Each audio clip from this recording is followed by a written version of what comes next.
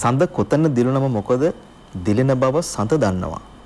අසංක අපි හිතුවොත් හඳ කවදා දිලුනත් හඳ කොතන දිලුනත් හඳ කොයි මොහොතේ දිලුනත් සඳ දිලෙනවනේ.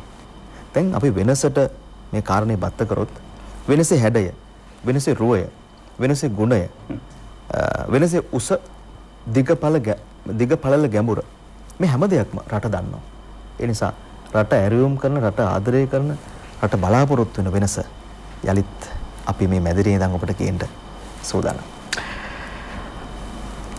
සඳ බබලනවා වගේම අර කියන්නේ බැබලීම සඳට අයිති වුණාට බැස යාම සඳට අයිති වුණාට අපේ රසිකත්වය වෙනස රසිකත්වය මේ බැබලීම එක්ක අපිට වශී වුණු අපේ රූපවාහිනී මහගෙදරට වශී වුණු රසිකත්වයේ සම්පත් අපි බැහැලා යනවට කැමති නැහැ.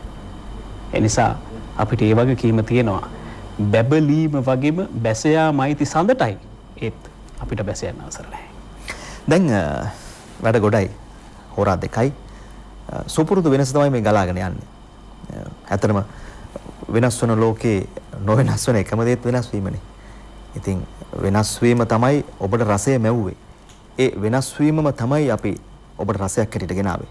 ඒ රසය ඇත්තටම අපි ඔබට නුසුන් කොට දෙනවා. නුසුන් කොට ඒ රසය අද දවසේ අපි ඔබට ලබා දෙනවා. අසංක ඇත්තටම අපිට එලි පහලියට යන්න පුළුවන් කමක් තිබුණේ නැහැ. ඒ කියන්නේ අපිට විතරක් නෙවෙයි ඔබත් ගෙට හිර වෙලානේ හිටියේ.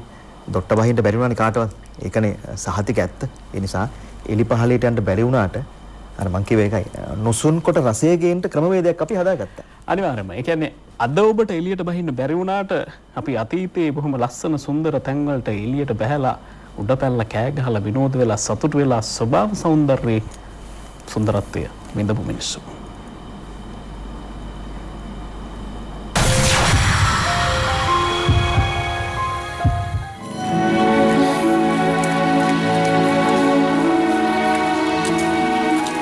හිරිකඩ මීදුම දනවන සිසිලස මෙතකයි කියන්න බෑ.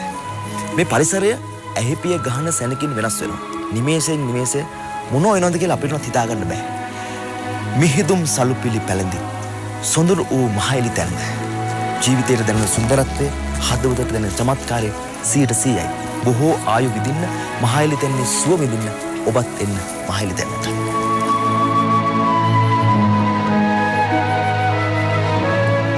ඔව් මහේලිය තැන්නට ආහම ආයු වැඩි වෙනවා. ඔබ දන්නවද මහේලිය තැන්න කියන්නේ කොහෙද කියලා? හෝටන් තැන්නටම තමයි මහේලිය තැන්න කියන්නේ. 1836 වෙනකන් මේ ස්ථානය හැඳින්වුනේ මහේලිය තැන්න කියලා. 1836න් පස්සේ සබරගමුවේ රටේ මහත්තයා හම්බෙන්න එනවා රොබර්ට් හෝටන් කියන සුදු ජාතික ආණ්ඩුකාරවරයා. ඔය හමුවීමත් එක්ක තමයි එතුමා ඔය ප්‍රදේශයේ හොයාගෙන පස්සේ එතුමගේ නමින් හෝටන් තැන්න කියලා මේ ස්ථානය නම් කරේ. මහාරාවණත් හිටියා කියලා කියන අපූරු සුන්දර මහේලිය තැන්නේ නම බලන්නකෝ සුද්දා වෙනස් කරපු හැටි. 1969 දෙසැම්බර් 5 වෙනිදා ස්වභාවික රක්ෂිතයක් හැටියට මහේලිය තැන්න නම් කරනවා. ওই විදිහට ගිහිල්ලා 1988 මාර්තු 18 වෙනිදා මේ මහේලිය තැන්න ජාතික වනෝද්‍යානයක් බවට පත් කරනවා.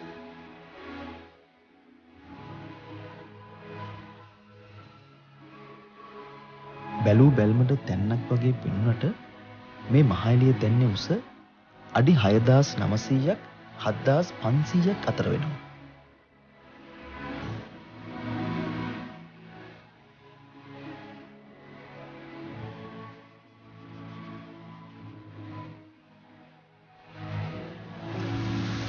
අදනම් තරමක අවුරස්මියක් තියෙනවා. හැබැයි මේ හැම දෙයක්ම සුන්දරත්වයට චමත්කාරයට අපූර්ව ජීවයක් එකතු කරනවා.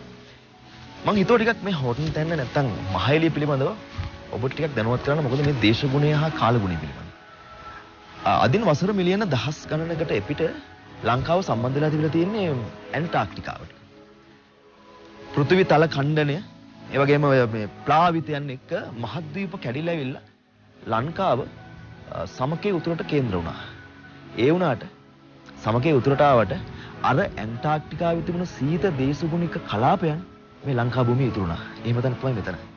අධික සීතලක් තියෙනවා. මේ මහ එළිය තැන්නේ පුරාවෘත්ති නැත්නම් ඉතිහාසය ගැන හොයනකොට අපිට හුඟක් කරුණු හම්බ වෙනවා. එකක් තමයි අවුරුදු 10000ක විතර එපිට මේ භූමියේ බාර්ලි වගාවක් තිබිලා තියෙනවා. ඒ විතරක් නෙවෙයි. දැන් සිංහල රජ පෙළපත එනකොට රජවරුන් මේ වනාන්තර ආරක්ෂා කරන්නට මේ වනජීවීන් ආරක්ෂා කරන්නට විශේෂ ක්‍රමවේදයන් පාවිච්චි කළා කියලා අපිට එනවා. ඒ විතරකුත් නෙවෙයි. ඈත අතීතයේදී මේ ප්‍රදේශවල ජීවත් වූ මිනිසුන්ගේ ක්‍රියාකාරකම් ඔවුන්ගේ මෙවලම් මේ කියන්න පුළුවන් ඔය තිරිවනා ගල්පතුරු වගේ දේවල් මේ භූමියේ කැණීම් කරද්දී පුරාවිද්‍යා දෙපාර්තමේන්තුවට හම්බෙලා තියෙනවා. මේ දේවල් එක්ක මේ භූමියේ තිබෙන පුරාවෘත්ති නැත්නම් ඉතිහාසය අතීතේ බොහෝ කාලයකට දිව යනවා. අනිත් එක තමයි රාවණ කතාපුවත. දැන් බලන්නකෝ මේ ළඟ තමයි තියෙන්නේ ගිනිගත් කල. ඊට පස්සේ මේ එහා පැත්තේ තියෙනවා සීතයිලිය. ගිනිගත් ගලින් හනුමගේ වල්ගෙට ගිනි තියලා හනුම සියල්ල ගිනි තියාගෙන ඇවිල්ලා සීත හොයාගෙන ගියානේ. සීතව බේරගන්නට. හනුමගේ වල්ගෙන් ගිනිගත් ප්‍රදේශවල මේවා. ඒ නිසා තමයි මේවා ගස් කොළන් නැතුව ශුෂ්ක වෙලා තියෙනවා කියලා කියන්නේ. කොහොමදත් රාවණා කතාපුවතට කිට්ටු සම්බන්ධකම් මේ භූමියෙන් අපිට හොයාගන්න පුළුවන්කම තියෙනවා.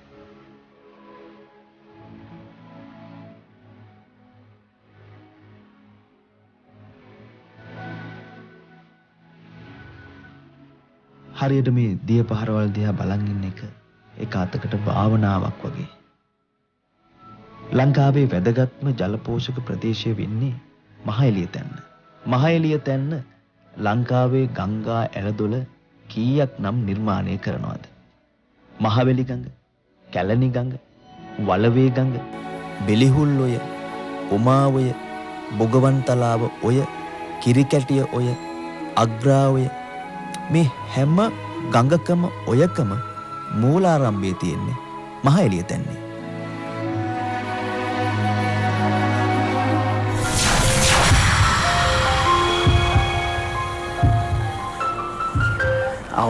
සීතලද? දැන් මතක් කළා සතුටු වෙන්න නෑ සීතලද කියලා මං මේ කියන්නේ අපේ සාමාන්‍ය ස්ටුඩියෝ එකේ තියෙන කූල් එක මට තියෙනවා. ඒක මහ එළිය තැන්නේ සීතල. මහ එළිය තැන්නේ සීතල වෙන්දා.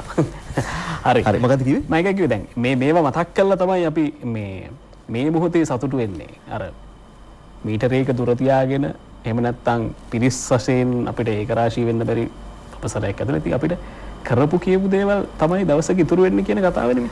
අසංක දැන් ඇත්තටම ඔය දේවල් දැන් වෙනස වැඩසටහන් කීයක්දනේ ඔබ දන්නවනේ. වෙනස සුළුපටු වැඩසටහන් සංඛ්‍යාවක් නෙවෙයි. පැය දෙකේ රූගත කිරීම නම් ඇතිනේ 300ක් අපේ පුස්තකාලේ. දැන් අපිට ওই ළඟ රූගත කරපු දේවල් අර ඔබ කිව්වාසේ පැහැදිලි තත්වයක් නෙමෙයි වෙනකොට රටේ තියෙන්නේ. අපිට රැස් වෙන්න බෑ. ළඟ ගනුදෙනු කරන්න බෑ. අපි ඈතින් ඉන්න ඕනේ. පිරිස රැස් කරන්න බෑ. මේ වගේ අපි ක්‍රමවේදයකට යන්නේ. හැබැයි අපිට මේ සති 3කට කලින් සති 5කට මාසයකට කලින් තිබුණ දේවලුත් ඔබට දෙන්න ඕන නම් තිබුණා. ඉතින් අපි ළඟ එහෙම එකක් නැහැ. මොකද ඔය රෝගත කිරීම 2011 වෙනස 2010 පටන් ගත්තට පස්සේ 2011 අපි ගියා මහ එළිය තැන්නේ. ඒ නිසා ඔය දේවල් වල මතකයේ ඇතම් වෙලාවට ඔබ ළඟ තියෙන්න පුළුවන්. හැබැයි සුන්දරත්වයේ තියෙන නිසා තමයි 2011 දේවල් හරි අපි 2020ට අරගෙන ආවේ. සාමාන්‍යයෙන් කතාවට කියන්නේ පැදුරට වැටුණට පස්සේ ආයේ වැටෙන්න තැනක් නැහැ කියලා. එතනින් වැටෙන්නේ බිමට. හැබැයි පැදුරට වැටුණයි කියලා අපි වුණත් ඔබ වුණත් එතනින් ඔබේ ජීවිතය අතාරිනවද? නෑ. පැදුර කියන්නේ වෙනම වින්දනීය තනක් බවට පත් කරගත්තා වෙනස කණ්ඩායම. තනිවයි උපන්නේ තනිවයි මැරෙන්නේ මේ ඩිංගදී ඇයිදයි කෝලං නටන්නේ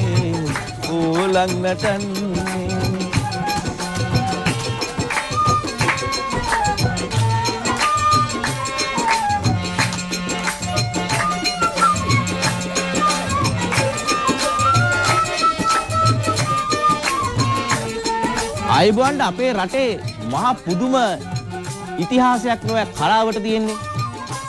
උඩ රට පහත රට සබරගමුවේ නැටුම්ද සොකරි නාඩගම් කෝලං කියන සම්ප්‍රදායන්ද අපේ කලාවට මහා පුදුමාකාර මෙහෙවරක් කරලා තියෙන්නේ. පුදුමාකාර එකමුතුකමක්, පුදුමාකාර සුන්දරත්වයක්, පුදුමාකාර බැඳීමක් ඔය ගමයි කලාවයි එක්කලා තිබුණානේ. හැබැයි පස්සෙන් පහු කාලේ වෙනකොට මේ කලාවට එක එක දේවල් එකතු වෙනවා. සමහරු ඉතින් කියනවා මේ කලාවට එක එක දේවල් එකතු වෙනකොට ඒ තරම්ම හොඳක් වෙන්නේ නැහැ. කලාවට පොඩි හානියක් වෙනවා කියලා කියන උදවිය ඉන්නවා.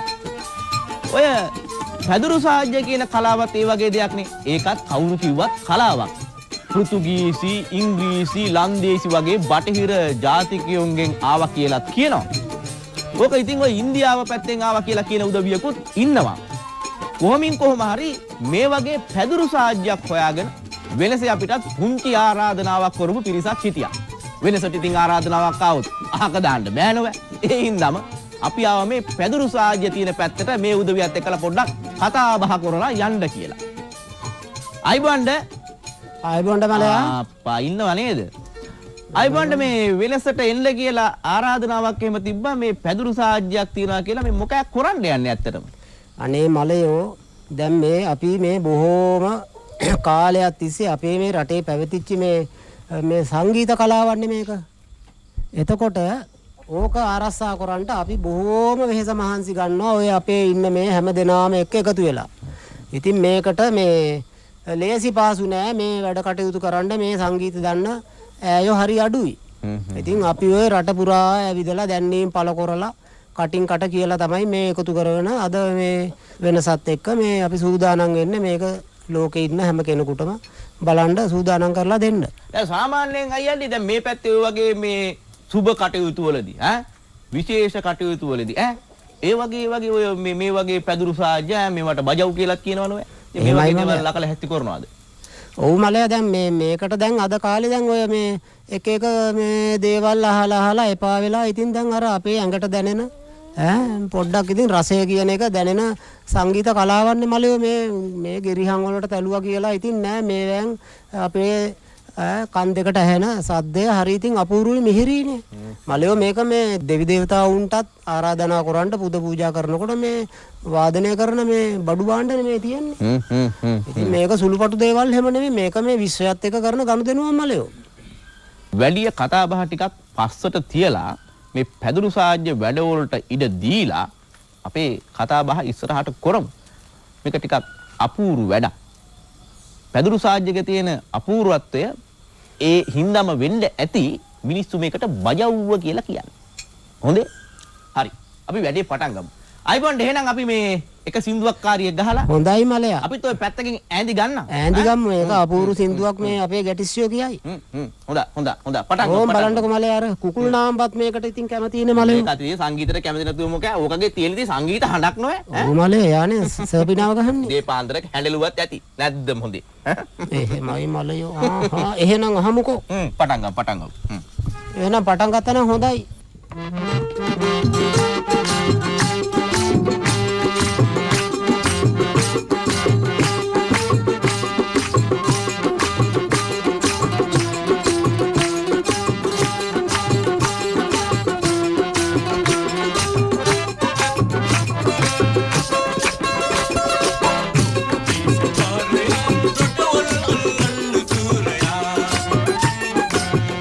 Raja Maraya, Lula Holla.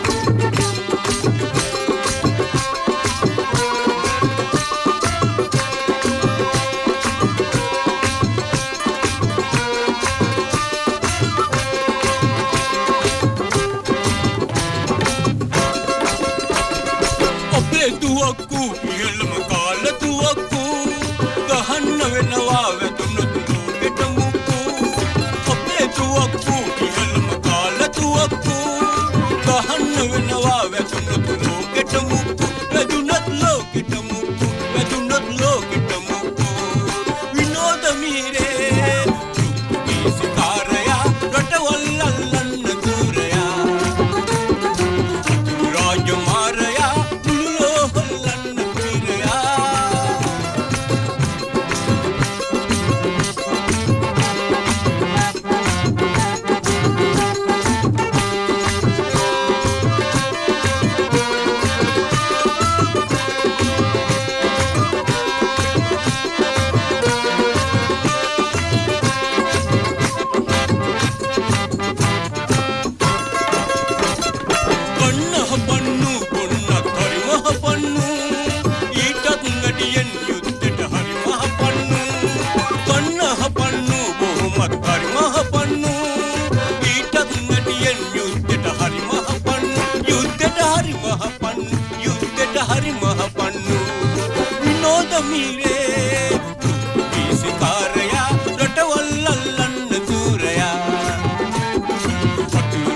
මාරයා මුළුලෝ හොල්ලන්න වීරයා පුතුගීසිකාරයා රටවල් අල්ලන්න සූරයා අතුරු රාජමාරයා මුළුලෝ හොල්ලන්න වීරයා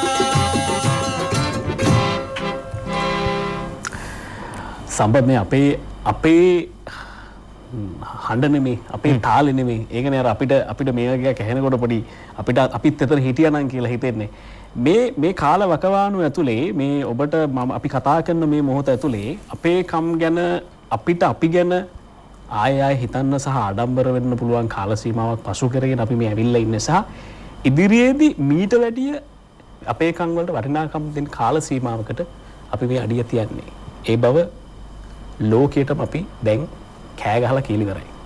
පෞගිය මේ වසංගත තත්ත්වයත් එක්ක ඔබට දැනෙන්නේ නැති ස්වාධීන රූපවාහිනී තිරය හරහා අපේ කන් වලට අපේ දේවල් වලට වැඩි ඉඩක් ලැබුණා. ඒ නිසා අපේ කමට ආදරය කරන ඔබ අපිට ආදරය කරන ඔබ බොහෝ පිරිසක් අපේ මේ තිරය හරහා එහෙම නැත්නම් අපේ තිරේ දිහා බලාගෙන ඉඳලා ඒ ආදරය දෙගුණ තෙගුණ කරගෙන ඉන්නවා. අසංක අපි කවදාවත් සම්මත සම්ප්‍රදායේ රාමුව පැන්නේ නැහැ. අපි රාමු බින්දගෙන කියන දැන් දඩබ්බර වැඩසටහනක් වෙනස කියලා කියන්නේ. මුළු කාලේ මේ වැඩසටහන බොහොම දඩබ්බර විදිහට අපි ඉදිරිපත් කරා.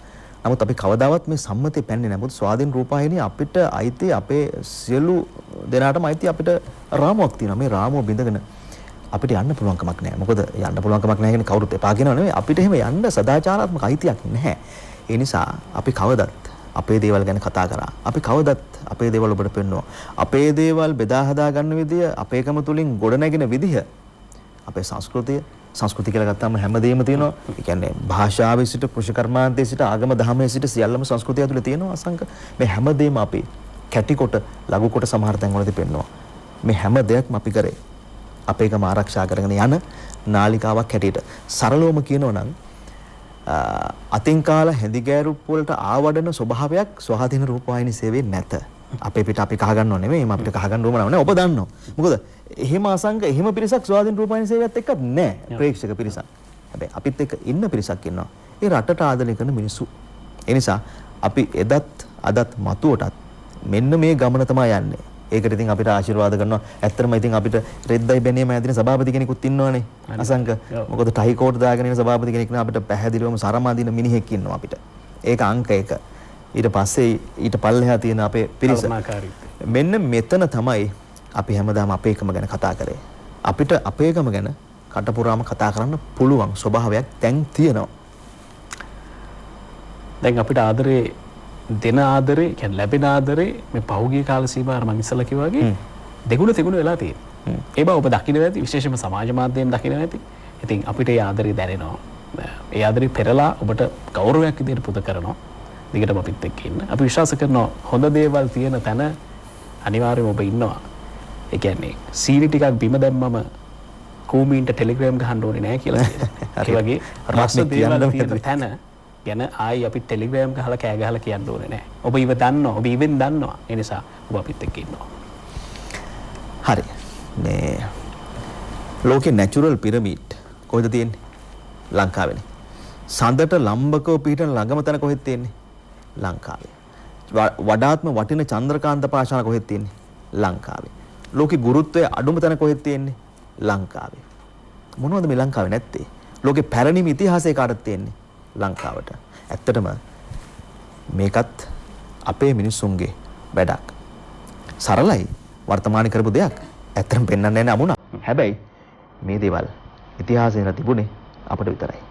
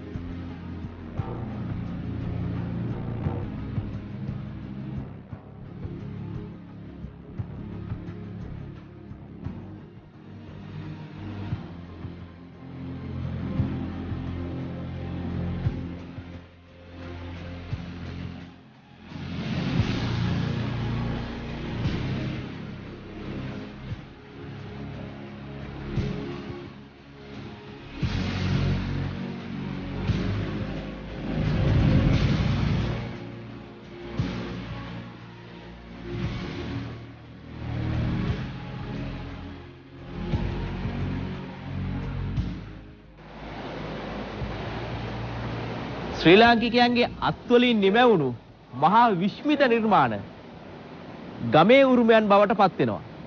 රටේ උරුමයන් බවටත් පත් වෙනවා. කවදා හරි කාලෙක ලෝක උරුමයන් බවටත් පත් වෙනවා. සීගිරිය දළදා මාලිගාව අපට තියෙන සරලම උදාහරණ දෙකක්. මේ දෙකම අද ලෝක උරුමයන්. මෙහෙම තියෙනකොට වෙනසේ අපිට පුංචි ආරාධනාවක් හම්බෙනවා. වාරිමාර්ග දෙපාර්තමේන්තුවට අයත් වාරිමාර්ග නිර්මිතයන් කීපයක් ලෝක උරුමයන් විදිහට මේ ඊයේ පෙරේදා නම් කරලා තියෙනවා. මේ කටයුත්ත පණිවිඩයක් විදිහට අපට කියලා මේ ලෝක උරුමයන් ටික රටට පෙන්වන්නයි මේ පණිවිඩය කියන්නයි වාරිමාර්ග දෙපාර්තමේන්තුව වෙනසට ආරාධනා කරනවා. මේ වගේ දෙයක් කරනකොට ඉතින් වෙනසේ අපි නැවි බෑ කොහොමත්. මේ ආරාධනාව බොහොම සතුටින් පිළිගන්න වෙනස කණ්ඩායම එනවා බකමූණ ඇලහැර පැත්තට. අපි යන්නේ ලෝක උරුමයක් විදිහට නම් වෙච්ච ඇලහැර අමුණ බලන්න.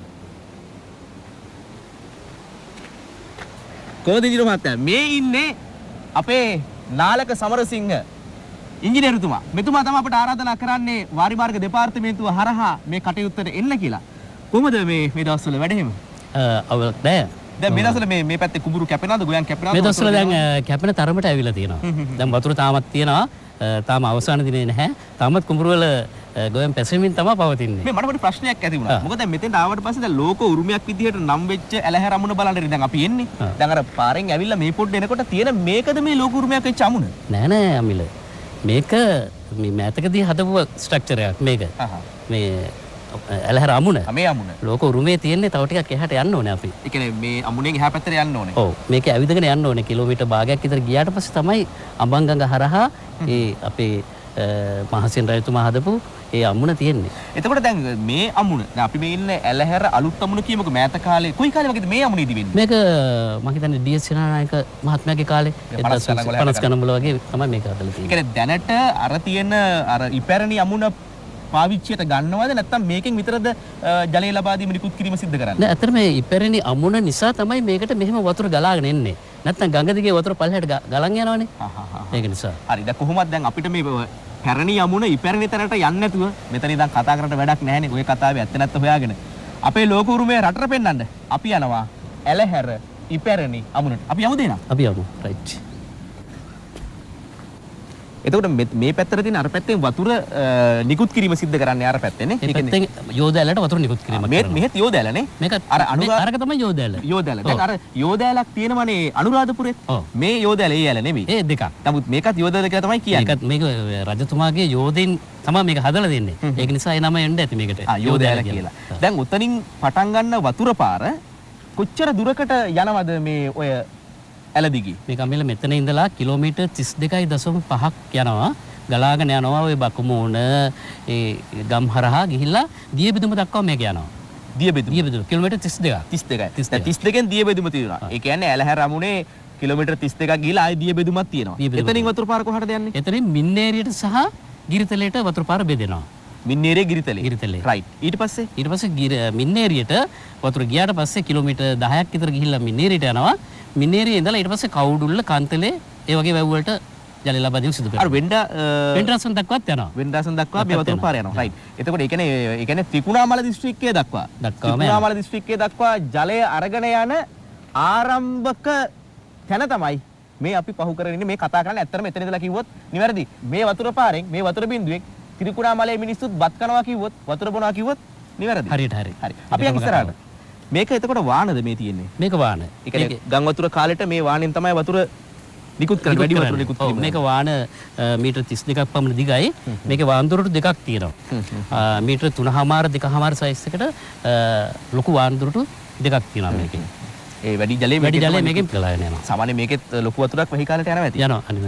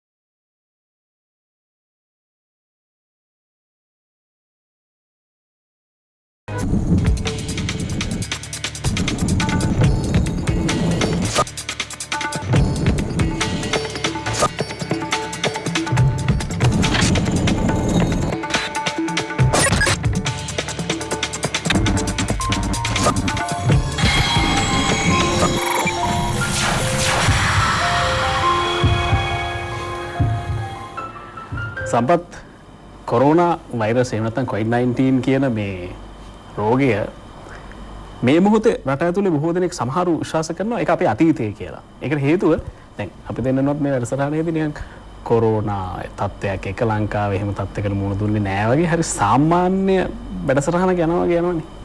සමහර තැන්වල එහෙම එකක් ඔබට දැනෙනවා ඇති. ඒත් අපිට COVID-19 අමතක වෙලා නෑ සහ අපිට අමතක කරන්න බෑ. මේ මොහොතේ අපි ඔබට මතක් කරනවා. පිටින් පිට අපි උදේ හවස මාධ්‍යයෙන් විතරක් නෙමෙයි කරන්න පුළුවන් හැම තැනකම පොඩි SMS එකක් දාලා හරි ඔබේ ආදරණීයෙකුට තමන්ගේ ආදරණීයෙකුට මතක් කිරීම කරන නිසා අමතකුණා නෙවෙයි අපි හිතලා අමතක කරා පොඩ්ඩක්. අසංග මේ ගමේ කියනවා මෙන්න මෙහෙම ඒ කියන්නේ දිගින් දිගටම පුනා මොන හරි කියනවනම් මොනවද ඔය කියන්නේ බන කියන්නා වගේ කියනවා. අහලා පාවෙලා දැන් මේක මාධ්‍යයෙන් කියලා සරලවම කරන් බන කියන්නා වගේ මේක කියලා. කියන්නේ බන කියනවා කියන්නේ වෙනම ඔබ හිතන්න බන නෙමෙයි ගමේ කියන කතාවක් ඒක. ඉතින් කොරෝනා ගැන මේ විරාමයට ගිය වෙලාවේ අපි මේ කැමරා ශිල්පී අපේ අයියලා කට්ටිය ඉන්න අපි කතා බහ කර හිටියේ මේක මේ රට සහ ලෝකයේ මේක ගිලගත්ත විදිය සංක. දැන් අපි අර කිව්වේ දැන් කොරෝනා වලින් ලංකාවේ මිනිස්සු මැරුණද? 9 දෙනෙක් විතර මැරුණද වගේ එකක් ආවොත් මම හිතනවා දැන් අපේ එක මහත්මයෙක් මේකට එහෙම කියන එකත් හොඳ නෑ වගේ අදහසකුත් ආවා. හැබැයි මම හිතනවා අසංක කොරෝනා වලින් ලංකාවේ මැරුණද වගේ එකක් මට හිතෙනවා. ඒකට හේතුව දැන් ලංකාවේ සාමාන්‍යයෙන් දල මරණ අනුපාතය ගත්තාම දෛනිකව අපි හිතමු 20ක් කියලා දවසකට. ඒක ගන්න පුළුවන් මේ ආයතනයක් තියෙනවා. ඒ ආයතනයේ අපි 30ක් කියලා දවසකට. හැබැයි කොරෝනා මරණ කියලා විශේෂ මරණ වර්ගයක් අපිට ආවද ওই 9 ආරෙන්න. හැබැයි බලන්නකෝ ඇමරිකාවේ 5000ක් එක දවසට. ඉතාලිය බලන්නකෝ, ස්පාඤ්ඤය බලන්නකෝ, ප්‍රංශය බලන්නකෝ, චීනය බලන්නකෝ, කොරියාව බලන්නකෝ, ඉන්දියාව බලන්නකෝ. අන්න ඒව තමයි කොරෝනා මරණ කියන්නේ අසංග. ඒ නිසා මේ රටේ කොරෝනා වලින් මැරුණාද කියන එක මන් දන්නේ මට ප්‍රශ්නයක්. 9 දෙනෙක් මැරලා ඉන්නවා. නමුත් මේ රටේ මොකක් හරි ශක්තියක් තියෙනවා. ඒ ශක්තියෙන් මේ මිනිස්සු ආරක්ෂා කරනවා. දැන් ඉතින් හෙට ඉඳලා උඩ පයින්න එපා ෂා. අන්න ඒක තමයි. මේ කියන්නේ කොරෝනා වලින් මැරෙන්නේ නැහැ කියලාවත් කොරෝනා කියන්නේ මාරාන්තික රෝගයක් නෙමෙයි කියලාවත් නෙමෙයි.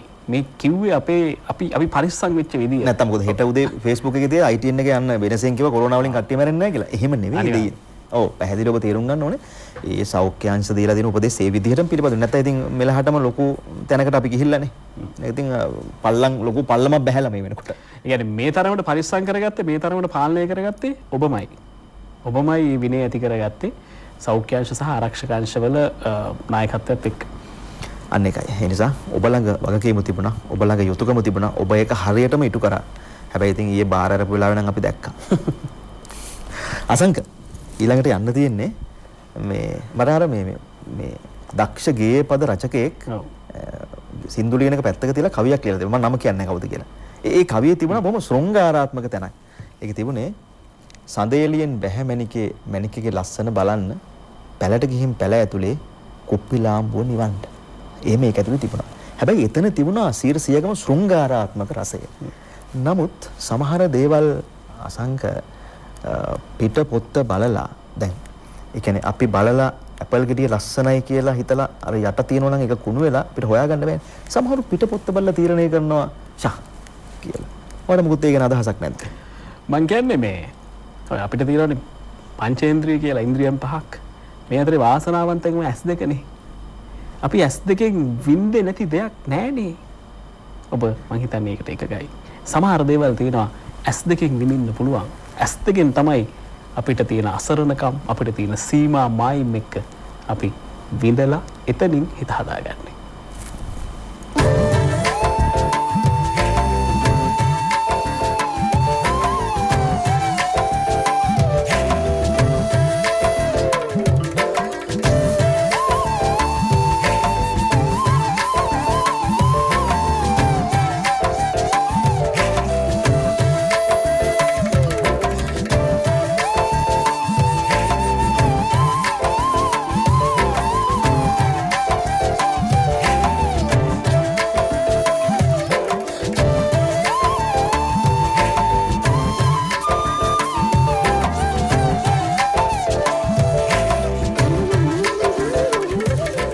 සුන්දර මුහුදුරලක සුන්දරත්වය ඔබ ජීවිතේ කවදා හරි අත්විඳලා ඇති. කඩොලාන පරිසරයක සුන්දරත්වයත් ඔබ ජීවිතේ කවදා හරි අත්විඳලා ඇති. ඔබයි මමයි දෙන්නම ලංකාවේනේ. හැබැයි අපි ප්‍රශ්න කරොත් අපෙන් ලංකාවේ සුන්දරත්වය ඔබ සම්පූර්ණ අත්විඳද කියලා. සිත 80ක්වත් ඔකට දෙන උත්තරේ තමයි අනේ අපිට ලංකාවේ යන්න පුළුවන් උනේ කොතෙන්ද? සමහර විට ඇතැම්මයි කියයි අපි ලෝකේ බොහෝ රටවල සංචාරය කරා. ඒත් අපේ රටේ අපිට ය아가න්න වෙනවනේ සමහර තැන්වල. අපි දවසක් කල්පිටිය අර්ධද්වීපය ගැන ඔබට තොරතුරු කිව්වා. වෙනස ආරහම ලංකාවේ සිටියේ කල්පිටිය අණ්ඩ සිටියම අපිට හොඳට බලා ගන්න පුළුවන්. මේ කල්පිටිය අණ්ඩේ අපූර්ව දේවල් ගැබ්බෙලා තියෙනවා. එක් පැත්තකින් සංචාරක කර්මාන්තය වෙනුවෙන්ම පරිසරයේ සෝභා ධර්මයේ මවපු සුන්දරත්වය. තව පැත්තකින් පෞරාණිකත්වය. මේ හැම දෙයක් එක්කම අපි බලාපොරොත්තු වෙනවා මේ සුන්දර වෙරළ තීරයත් එක්ක ඒ හැමදේම අත්විඳගෙන වෙනස සංචාරක කණ්ඩායම කල්පිටි අර්ධද්වීපයේ සංචාරය කරන්න. මේ ගමන යන්න වෙන්නේ සැප වාහනයක නෙවෙයි. එහෙම යන්න පුළුවන් කමක් නැහැ.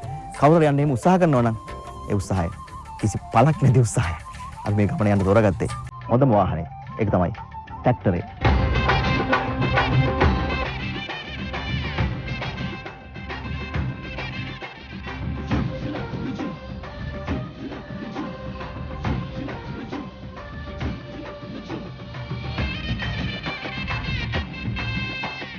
සම්පත් කිව්වා වගේම දැන් අපි ලෑස්තිලා ඉන්නේ මේ කල්පිටිය අණ්ඩ දිගේ ඉස්සරහට යන්න. තවත් විදිහකට කියනවා නම් මේක වයඹ වෙරළ තීරය. වයඹ වෙරළ තීරයේ බොහොම සුන්දර තැන් තියෙනවා.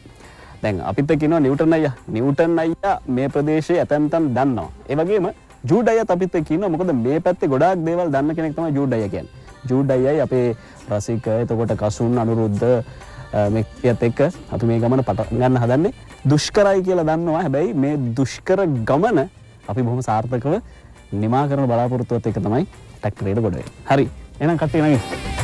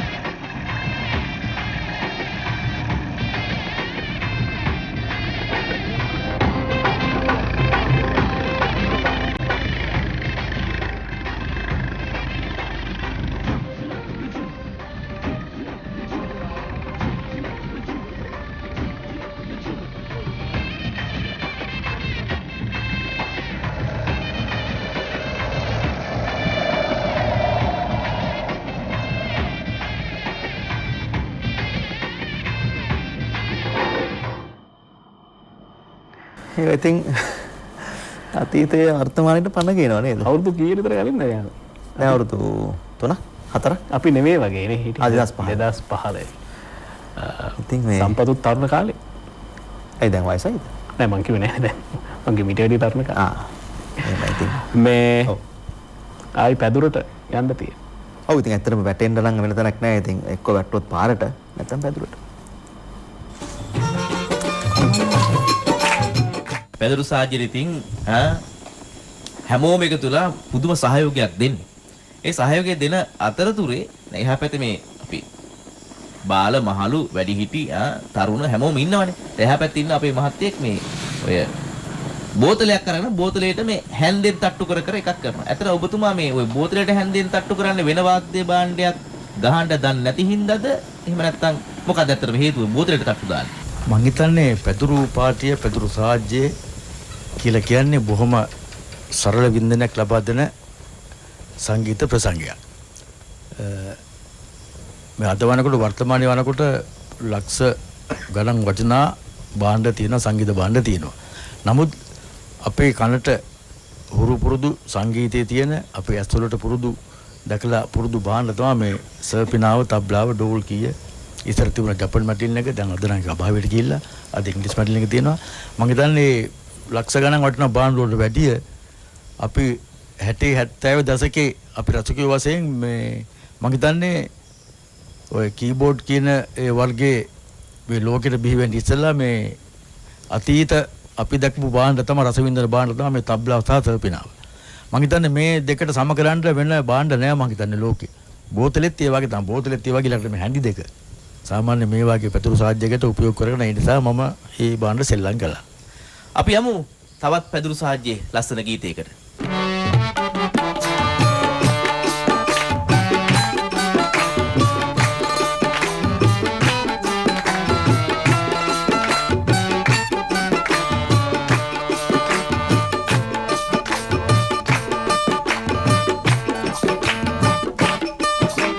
सिहिन गंगे पहना पहना किम देर दे दिए सिने दुल वेल यतरे सुवमनि कहो बबिए संग सुसिल पाना पाना करुणा दया गुने जिमन निवन गमने सुवत सेवन हमोने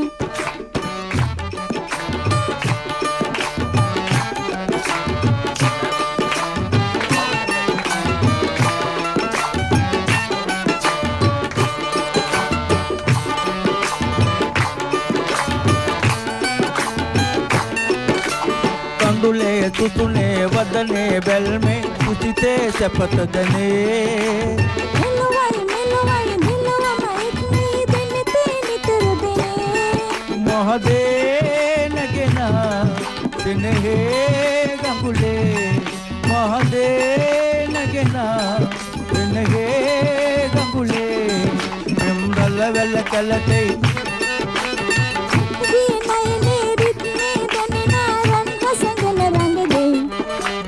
सीन गंगे पहना पहना तुम देर दे दे किन दुलवले अतरे सुवमनि कहो बबिए संग सुसिल पाना पाना करुणा दया गुने जिमन निवन गमने सुवत सेवन हमोने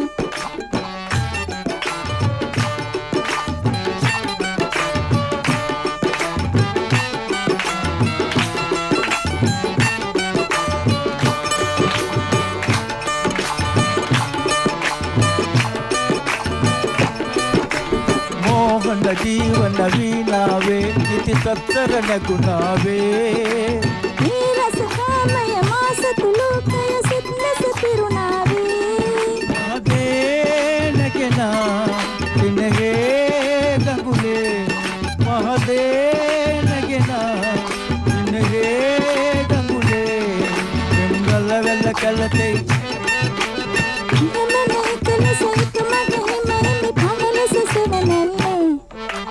सीन गंगे पहना पहना तुम देर दे दे सिने दुलवले अतरे सुवमनि कहो बबिए සුසිල පානා පානා කරුණා දයාගුණේ විමන නිවන ගමනේ සුවද සෙවන හමුනේ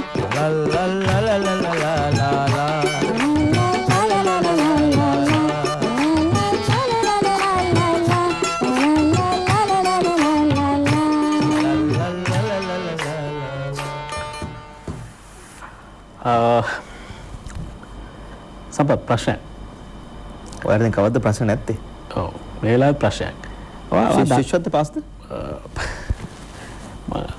ඕනේ දෙයකට උත්තරේ නෑ බා. මම දන්නවා මොකද පාස් නැහැනේ. ඒකයි. අන්න ඒකයි. මේ ලොකුම පොළ ලංකාවේ පොළවල් අතර ලොකුම පොළ දෙල්කඳ? මේ පැත්තටනේ. හ්ම්. එතකොට ඔය කුරුණෑගල ගාල්ලට මාතට යනකොට වෙනස් වෙන්න පුළුවන්. ඔව් ඒගොල්ලෝ දෙල්කඳ වල වෙන්නේ නැහනේ. අන්න ඒකයි. ඒ වගේම උසම පොළ. ඉතින් පිදුරු තලාගල වගේ තැනක හදාගත්තොත් පොලක්. මම හිතුවා වගේ උත්තරයක් දෙයි කියලා. ශිෂ්‍යත්වවත් කරලා නැත්තේ කවුද කියලා දැන් මම හිතන්නේ ලොකු පැහැදිලි කිරීම අවශ්‍ය නැහැ. මේක ලංකාවේ උසම පොළ.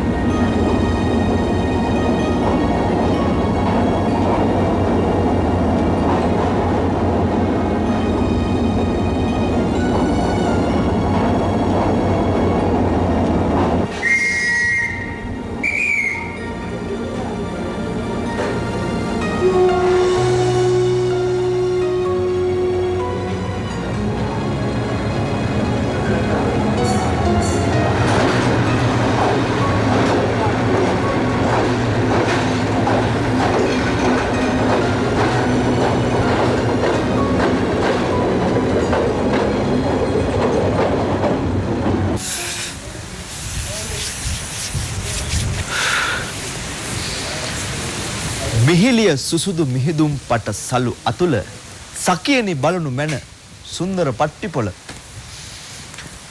උඩරටමැණිකේ දුම්රිය කොළඹින් කඩුගන්නාව පහු කරලා ගම්පොළට එනවා.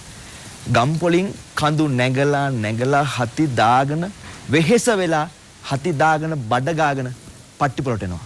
මේ පට්ටිපොළ ලංකාවේ උසම දුම්රිය ස්ථානය.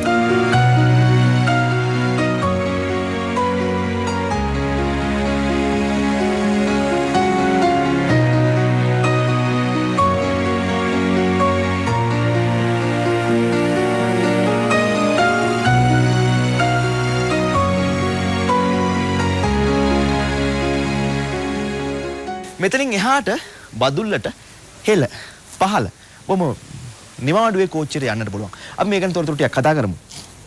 මේ උස මුහුදු මට්ටමේ ඉඳලා මීටර් 1891යි. ලංකාවේ උසම දුම්රිය ස්ථානය. කොළඹ ඉඳලා එනකොට බදුල්ලට එනකොට 35 වෙනි දුම්රිය ස්ථානය.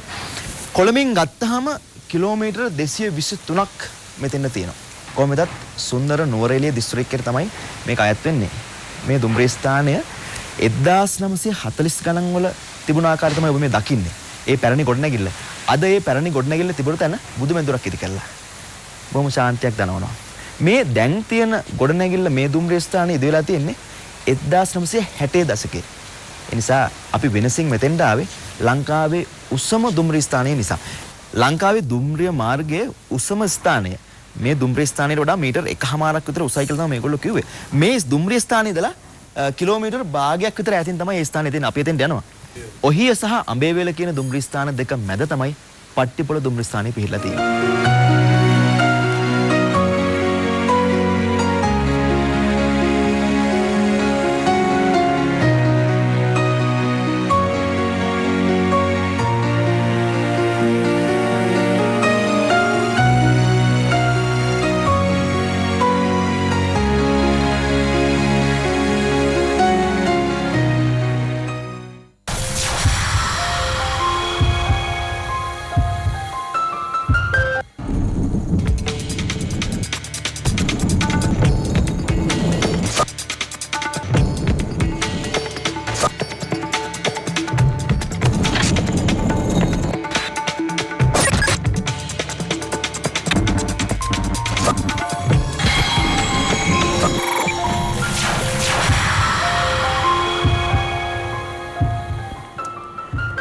ඇත්තටම දැන් අද අලෝත්ම දේවල් අර දුන්දාන කැවුම් වගේ දේවල් සහ දුන්දාන වඩේ වගේ දේවල් අපි ළඟ නැහැ අද.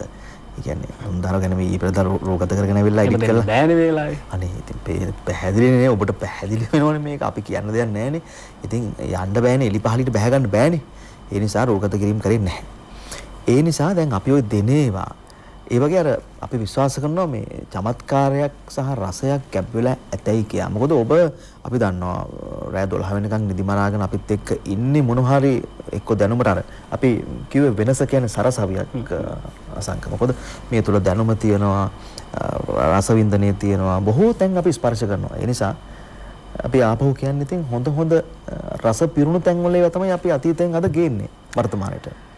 අර මේ දාස මක්කටද කියලා කතාවට කියනවානේ. ඒ වගේ ගොඩක් තැන් අපිට හම්බෙලා තියෙනවා. ඒ වගේ තැන් දකින්න ගියාම ඒ වගේ තැන් වලට අපි පොළොවට පය තියනකොටම අපි විශ්වාස කරනවා අපි එතනට මේ වටිනාකම ඔබත් කැමරාව හරහා මේ රූප පෙට්ටිය හරහා ඔබත් ඒ වටිනාකම් වැළඳ ගනී කියලා. ඒ නිසායි ඇති ලොකුට නිකන් පම්පෝරේ ගහන්න එපා. නිකන් ඇත්ත කියන්නකො කරෝල කාලා මාළු කාලා මොනවද එලෝල් රොටිද මොනවද මේ බිත්ත රොටි කාලා ගියපු ගමන ගැන ඔය කියන්නේ ලොකුවට මහා ලොකුවට නිකන් 5 star hotel එකේ හිටියා වගේ කියන්නේ ඇත්තටම කල්පිටිය මේ වෙන කොහෙවත් නෙවෙයි.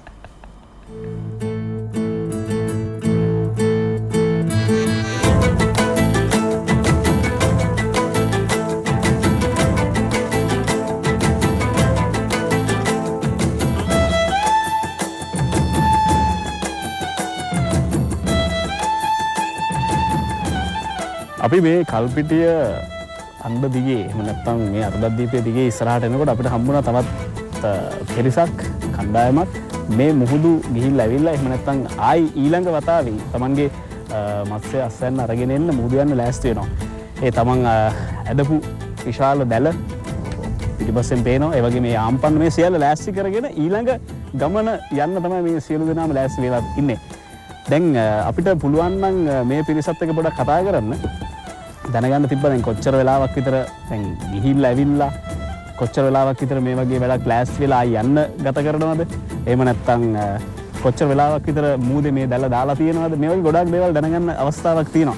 අපි කීප දෙනෙක් එක්ක කතා කරලා බලමු. මෙත් එක්ක ඉන්නවා මේ කණ්ඩායමේ නායකයා කියලා කියන්න මම උත්සාහ කරන්නේ. මම කියන්නේ කවුරු හරි කෙනෙක් එක්ක අපිට කතා කරන්න ඕන නම් අපිත් එක්ක අයියා කෙනෙක් ඉන්නවා. අයියාගේ නම කියන්නකෝ.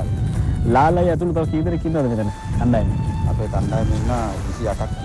28 දෙනෙක්. එතකොට මේ 28ම මේ බෝට්ටුවත් එක්කද දීමට යන්නේ? අපි මේකේ 6 දෙනෙක්. 6 දෙනෙක් කියන්නේ. ඒ කියන්නේ මාරුවෙන් මාරුවට යන්නේ. පිරිස මාරු වෙනවා. 28 දෙනා මාරු වෙනවා. කොහොමද ඒ කියන්නේ දවස්?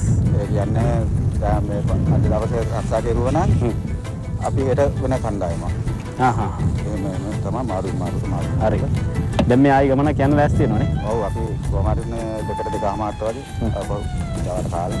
පැය කීයක් විතර දීම් ඉන්නවද ගිහිල්ලා? පැය දෙකමාර ඉන්නවා. දැලේලාගෙන ඉන්නවා. දැන් සාමාන්‍යයෙන් බෝට්ටුව දියමට යන්න කලින් ඔයගොල්ලෝ හිතනවාද අද අපි මෙන්න මේ වගේ දැලක් කෙලන්නේ මෙන්න මේ වගේ මාළු තමයි අල්ලන්නේ එහෙම කියලා හිතාගෙන යන්නේ? එහෙම හිතාගෙන යන්නේ. මේ වගේ දැලක් සාමාන්‍යයෙන් දාන්නේ මොන වගේ මාළුන්ටද? ලොකු මාළුද පොඩි මාළුද එහෙම තියෙනවද? මේක දානවා කුඹලාවන්ට, කුරුල්ලන්ට, ආල්මැසුද ඔක්කොම සාමාන්‍යයෙන් ආව වෙනවා. දවසකට කොච්චර විතර මාළු ප්‍රමාණයක් අල්ලලා තියෙනවද? එහෙම කිලෝ වශයෙන් ගත්තොත් වැඩිපුරම අල්ලලා තියෙන්නේ? අපි වැඩිපුරම අල්ලලා තියෙනවා කිලෝ 8-10. 10 වගේ. මේ දවස්වල හොඳයිද මාළු අස්සන්න? අපිට මේ දවස්වල ඊයේ හොඳයි. ඊයේ ආල්මැසු වුණා කොහොමද කිලෝ 10ක් කිලෝ. අද නම් මාළු ඉජයි. ඇයි එහෙම වෙන්නේ? ඒක දියකට අනුව වෙනස් වෙනවා. වතුර පාරක් අදිනවා දියකට කියන්නේ ඒක වතුර පාරක් අදිනවා. අදිනවා කියන්නේ ගඟෙන් එන වතුර පාරවල් එහෙම? ඔව් දැන් ගම් වතුර තියෙනවා. ඒ වගේ. ඒ කාලේ මාළු ඔහු වෙනවද? අදි. අපි අද රෑ තමයි වට කරන්න බලාගෙන ඉන්නේ. හරි. ලාලා එහෙනම් ජය වේවා. ගිහිල්ලා හොඳ මාළු අස්සන්නක් එක්ක ගොඩට එන්න කියලා අපි සුබ පතනවා.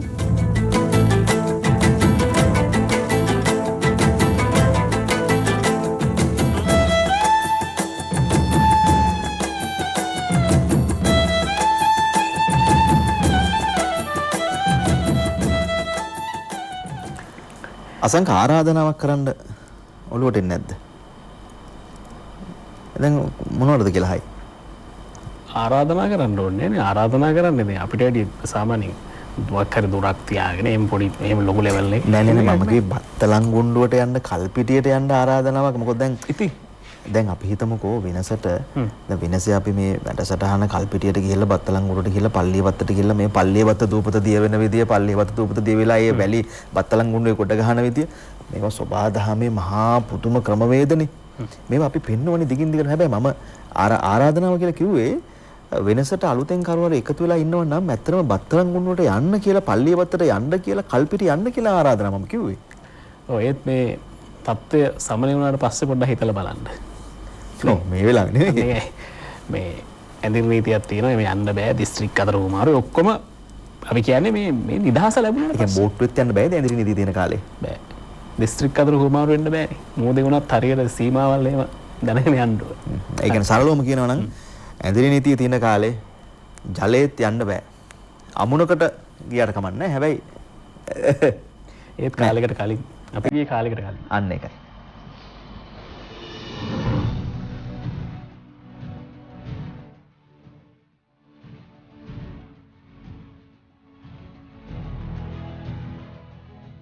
දැන් අපි අර අලුතෙන් ඉදි කරලා තියෙන ඇනිකට් එක පහු කරලා මේ යන්නේ මේ මේක අභිභූමියක්ද රක්ෂිතයක්ද මොකක් පැත්තද මේ ගිනහත මේ යන්නේ?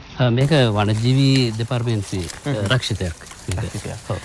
කොච්චර දුර අපිට යන්න වෙයිද දැන් ඔය කියන ජාති කුරුමයට අහුවෙච්ච නැත්නම් ජාති කුරුමයක් බවට පත් වෙච්ච ජාති කුරුමයක් විදිහට ගරු කරන්න පෙළඹෙන ඇනිකට් එකට? මේ දැන් තියෙන අපි හිටපු තැන ඉඳලා මීටර 500ක් විතර අපිට මේ කැලේ මැදින් යන්න තියෙනවා. එතෙන්ට යන්න. මට නිකන් දැන් පොඩි කතාවක් තියෙන්නේ මේක දැන් මේ රක්ෂිතයක් මැද්දේ දැන් මේක තියෙන්නේ. මේ ජාති කුරුමයක් බවට පත් කරන්න මෙච්චර පරක් උනේ ඇයි මේ කියන්නේ දැන් මේක අවුරුදු මම හිතා කොච්චර පරණද මේ ඇනිකට් එක? ඇත්තටම අපිල දැන් මේක මේ පරණ ඇනිකට් එක හදලා තියෙන්නේ වසප රජතුමා. එතුමාගේ කාලේ තමයි ක්‍රිස්තු වර්ෂ 67 101 කාලය. ඒ කියන්නේ දැන් අවුරුදු 2000කටත් වඩා පරණයිනේ මේක. 2000ක් විතර.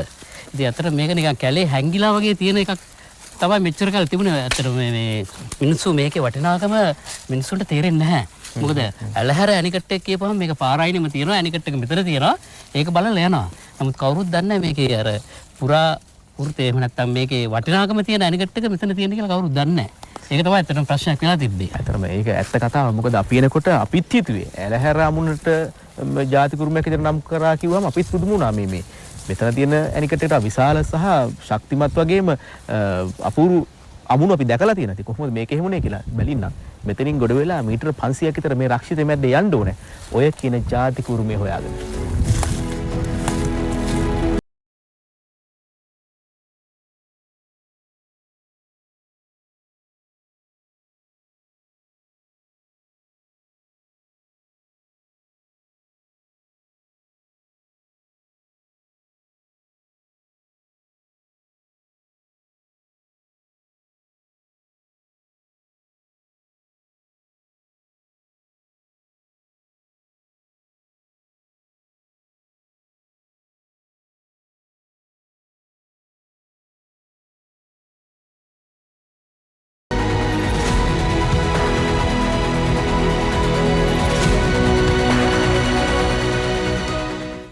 අපි ඇවිල්ලා ටිකක් දුර කඩා වැටුණු ගල් තලාවක් උඩ ඉඳගත්තා.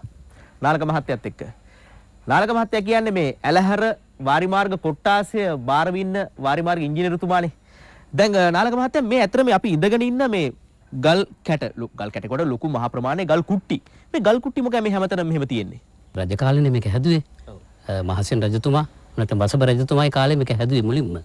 ඒතර උන් කරලා තියෙන මේ ගල් ඒ යෝධයන් යොදවලා ගල් කුට්ටි හරි හතරස් ගල් කුට්ටි වලට කඩලා පළලා මේවා එකින් එක තියලා තමයි මේ අමුණ හදලා තියෙන්නේ. දැන් ඔබට පේනවා මේ දැන් අපි පිටිපස්සෙන් තියෙන මේ ගල් කුට්ටි මේවා තමයි මේ අර විදියට පළලා මේක තමයි ඇබට්මන්ට් එක. මේක මේ දකුණු බැම්ම මේ අමුණේ.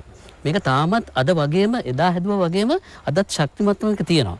මේ ගල් කුට්ටි තමයි එකින් එකට තියලා මේ දිගටම ගඟ හරහා මේ අමුණ හදලා තියෙන්නේ. කාලයක් තිස්සේ ජලයේ බලපෑමෙන් ගම් වතුර තත්ත්වයන් නිසා මේක විනාශයට පත් වෙලා තියෙනවා. මේ පෙරළුණු ගල් කුට්ටි තමයි මේ තියෙන්නේ අද. දැන් පිටිපස්සෙන් තියෙන මේ පැතිබැම්ම හදලා තියෙන්නේ ගල් කුට්ටි වලින්. ඒක පඩිපෙළක ආකාරයෙන් හදලා තියෙන්නේ. ඒ වගේ මේ පැත්තෙන් හේතු කරන ගල් ටික මේ පඩිපෙළට එක එක හේතු කරාට පස්සේ ලොකු ශක්තිමත් බවක් නිර්මාණය වෙනවා. ඇත්තටම මේ වාරි මාර්ග ක්‍රම ශිල්ප අපේ අයට කොහෙන්ද එන්නේ ඇත්තේ? අමිල අපේ මුතුන් මිත්තන් ගැන හිතද්දී ඔබ දන්නවනේ අපේ ශිෂ්ටාචාරය මල් වතුවේ හරහා තමයි ඉස්ලාම ශිෂ්ටාචාරයක් අපේ මේ ලාංකික ජනාවාස බිහි වුණේ. එතකොට ඔය මිනිස්සු ඇවිල්ලා මල් වතුවේයි අපි තෝරගත්තේ. ඒ අය යම්කිසි ජල ප්‍රවාහයක් තියෙන නිසා වෙන්න කියලා අපි විශ්වාස කරනවා. මොකද මම විශ්වාස කරනවා. නමුත් ඒ මිනිස්සු ටිකින් ටික වර්ෂාවෙන් එන ජලය ඔය පොඩි වර්ෂාවෙන් ගලාගෙන පොළොව දිගේ ගලාගෙන එන ජලය පිළිබඳව යම්කිසි විමසිල්ලෙන් ඉඳලා ඒ හරහා පොඩි බැමි බැඳලා තියෙනවා. ඒ පොඩි බැමි බැඳලා ඕක ටිකින් ටික උසස් වෙලා උසස් මට්ටමකට ඇවිල්ලා විශාල බැමි බැඳලා තියෙනවා. නමුත් ඊට පස්සේ මේ මිනිස්සු ඒ වතුර ටික රොක්කුණාට පස්සේ ඕක ගන්න ඕනේ වාරි මාර්ග කර්මාන්තය සඳහා. ඇලවල් දිගේවත් ගන්න වෙනවනේ. ඒකට හිතුවා ක්‍රමයක් බිසෝකොටුව කියලා එකක්. බිසෝකොටුවක් ගැන හිතුවා. එතකොට බිසෝකොටුවක් ගැන දන්නේවත් නැහැ. නමුත් ඔවුන්ගේ මනසට ආවා. ඉතින් මේක අපේ ශිෂ්ටාචාරය අපේ මුතුන් මිත්තෝ බොහෝම ප්‍රවීණ ඒ කියන්නේ ඔවුන්ගේ කල්පනාකාරීත්වය බොහොම ඉහළ තත්ත්වයක තියෙන්න පුළුවන්. ඉතින් ඒ සම්භාවිත එනත ඒ පුරුද්ද තමයි මේ දිගින් දිගට ඇවිල්ලා මේ වගේ තාක්ෂණ පිළිබඳව ඔවුන් හිත යොමු කරන්න ඇති කියලා තමයි මම විශ්වාස කරන්නේ. දැන් මේ අමුණ දැන් විවිධ වාරි කර්මාන්ත ලංකාවේ තියෙනවානේ. දැන් අපි දන්න විදිහට මේ ඇලහැර අමුණත් එක්කලා තවත් වාරි කර්මාන්ත කීපයක් ලෝක උරුමයන් බවට පත් වෙනවා. මම හිතන 4ක් හෝ 5ක්. ඇත්තටම ඇලහැර අමුණ තමයි ලංකාවේ ලෝක උරුමයක් බවට පත් කරන පළවෙනි අමුණ. දැනට මම හිතන්නේ මම දන්න විදිහට එකම අමුණ සහ ලංකාවේ පළවෙනි අමුණ ලෝකෙ නෙමෙයි අපි ලංකාව ගැන කතා කරොත්. අපේ ලෝක උරුමයක් බවට පත් වෙන. ඇලහැර අමුණ ලෝක උරුමයක් බවට පත් කරන්න තිබිච්ච හේතු මොනවද? එහෙම පත් කරේ ඇයි? එහෙම පත් කරේ කවුද? මම හිතන්නේ මේ මම පොඩි නිවැරදි කිරීමක් කරන්න ඕන.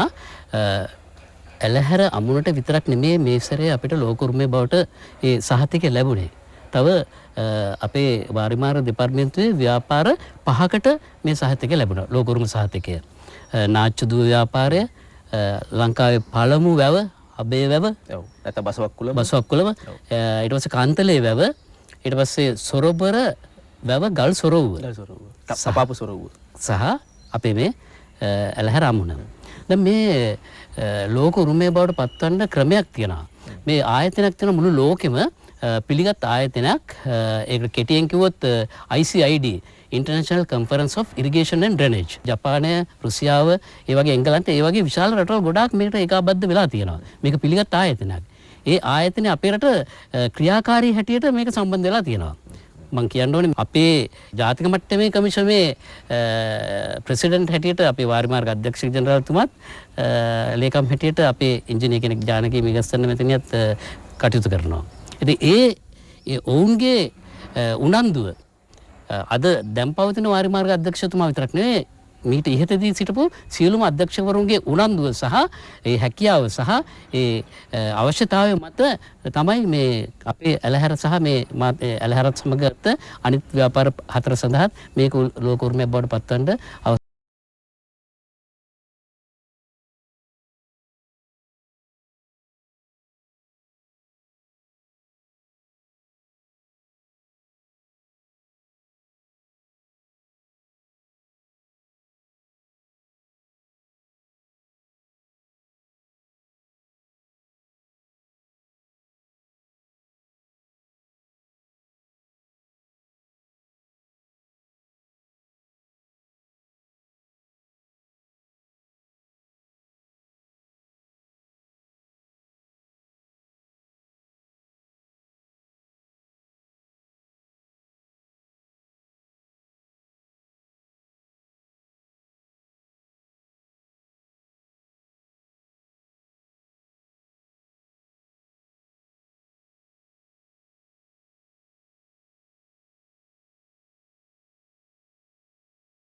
සම්පත් ඉතිහාසය කියන විෂය අපි සාමාන්‍යයෙන් පන්ති කාමරේ පොතට පතට විතරක් සීමා කරගෙන ඉන්න පිරිසක් නේ ලාංකිකයෝ විදියට බොහෝ අය එහෙමයි.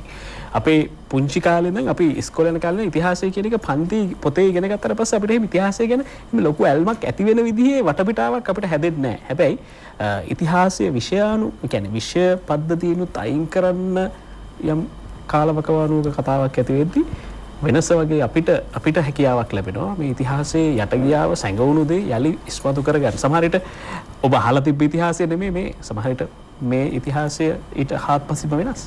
අසංක ජාතික උරුමයන්නේ මේවා. දැන් සිංහල භාෂාව අපේ ජාතික උරුමයක්. අපේ ඉතිහාසයේ ජාතික උරුමයක්. නමුත් සිංහල භාෂාව සහ ඉතිහාසයට ලංකාවේ පාසලේ පන්ති කාමරේ දෙන තැන මොකද්ද? මේක ප්‍රශ්නයක් නේ. දැන් ඉංග්‍රීසි උගන්වන්න විෂයක් හැටියට. ඒ නිසා ඉංග්‍රීසි කතා කරන්න හොදනකොට බැරි. හැබැයි ඉංග්‍රීසි භාෂාවක් හැටියට උගන්වනවා නම් ඉංග්‍රීසි කතා කරන්න පුළුවන් හැමෝටම. ඉතිහාසය උගන්වන්නේ කිසියම් සුද්දලියෝ පොත් ටිකක් අරගෙන ඒ පොත්වල තියෙන කරුණු කාරණා පදනම් කරගෙන ඉතිහාසය උගන්වනවා. හැබැයි මෙතන මේ රටේ මිනිසුන්ගේ ලේවල් වල දැනිච්ච ස්වභාවයක් නැහැ. දැන් අසංක ඇත්තටම ශාක වර්ග 3ක ශාක කොටස් අරගෙන චොක්ලට් වගේ ගල් දිය කරලා මහා පුදුම නිර්මාණ කරා. මේවා ඒ කියන්නේ අර කිසියම් ක්‍රමවේදයකට මහා කළුගල් ඛණ්ඩනය කරලා හදපු නිර්මාණ නෙවෙයි ඕවා. ගල් දිය කරලා තමයි මේ නිර්මාණ කරේ. කවුද මේව ගැන කතා කරේ? දැන් ඇලහැර අමුණ ලෝක උරුමයක් තමයි. ඒක ජාතික උරුමය තමයි ලෝක උරුම බවට පත් වෙන්නේ. දැන් කවුද පඬාවැව ගැන කතා කරේ? ලංකාවේ පළවෙනි වැව බසවක්කුළම කියලා කියනවා. හැබැයි පඬාවැව ලංකාවේ පළවෙනි වැව. කවුද මේක ගැන කතා කරේ? පඬාවැවේ මඩහොරව තාම තියෙනවා. මට මතකයි මුල්ම කාලේ වෙනසෙන් අපි මේක පෙන්නුවා. පඬාවැවේ මඩහොරව. ඉතින් දැන් අදට ගියාට අපිට පඩාවැව දකින්න නෑ. ගෙවල් දොරවල් තියෙන්නේ පොල් වතු, කෙසෙල් වතු. සම්පූර්ණයෙන්ම විනාශ වෙලා ගිහිල්ලා කාගේ හෝ වරදකින් අපේ ඇස් වලින් ඒවා ඉවත් කළා. ඊළඟ ක්ලිප් එකට යන්න කලින් විශේෂයෙන්ම ගුවන් යානා හදපු ජාතියක් මේ රටේ ඉන්නේ. ඒකත් මතක තියාගන්න. හැබැයි අද නිදහස් උත්සවයට වසර 70ක් ගිහිල්ලත් රාජ්‍ය 나යකයා එන්නේ එංගලන්තේ හෝ ඇමරිකාවේ හෝ ජර්මනියේ හදපු සුපිරි මෝටර රථයක. අපිට කාර් එකක් හදාගන්න තාම බැරි වුණා. මතක තියාගන්න ගුවන් යානා 26ක් තිබ්බ රාවණ රජතුමාට. අපි නෙමෙයි කියන්නේ ඉන්දියාව. අපේ කට්ටිය නැහැ කියනකොට ඉන්දියාව කියනවා තිබ්බා. ඉන්දියාවෙත් විද්වත් කමිටුවේ මහාචාර්ය සභාපතිවරයා කියන්නේ. ඉතින් ඒක එහෙමයි. ආපහු කොහොමද දෙන්නේ? අපි යන්නේ මහා එළියට.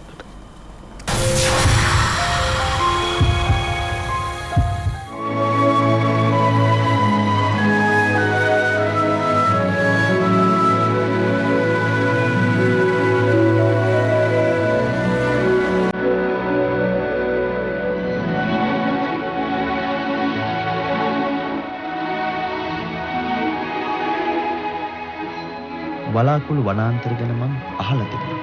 හැබැයි කවදාවත් ගිහිල්ලා තිබුණෙත් නෑ, දැකලා තිබුණෙත් නෑ. ශ්‍රී ලංකාවේ වලාකුළු වනාන්තර වලින් විශාලම කොටස තියෙන්නේ මහඑළිය තැන.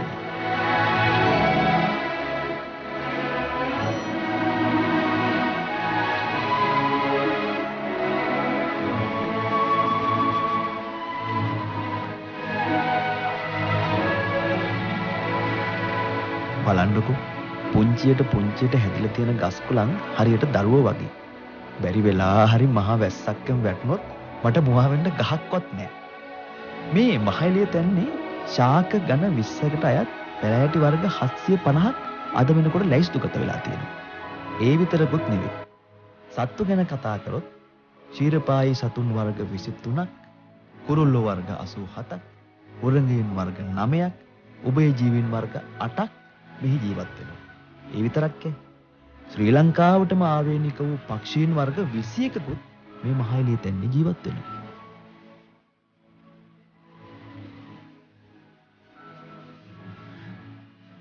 ඉස්සර නම් මේ කැලේ අලියැත්තු හුඟක් දකින්න හිටියේ.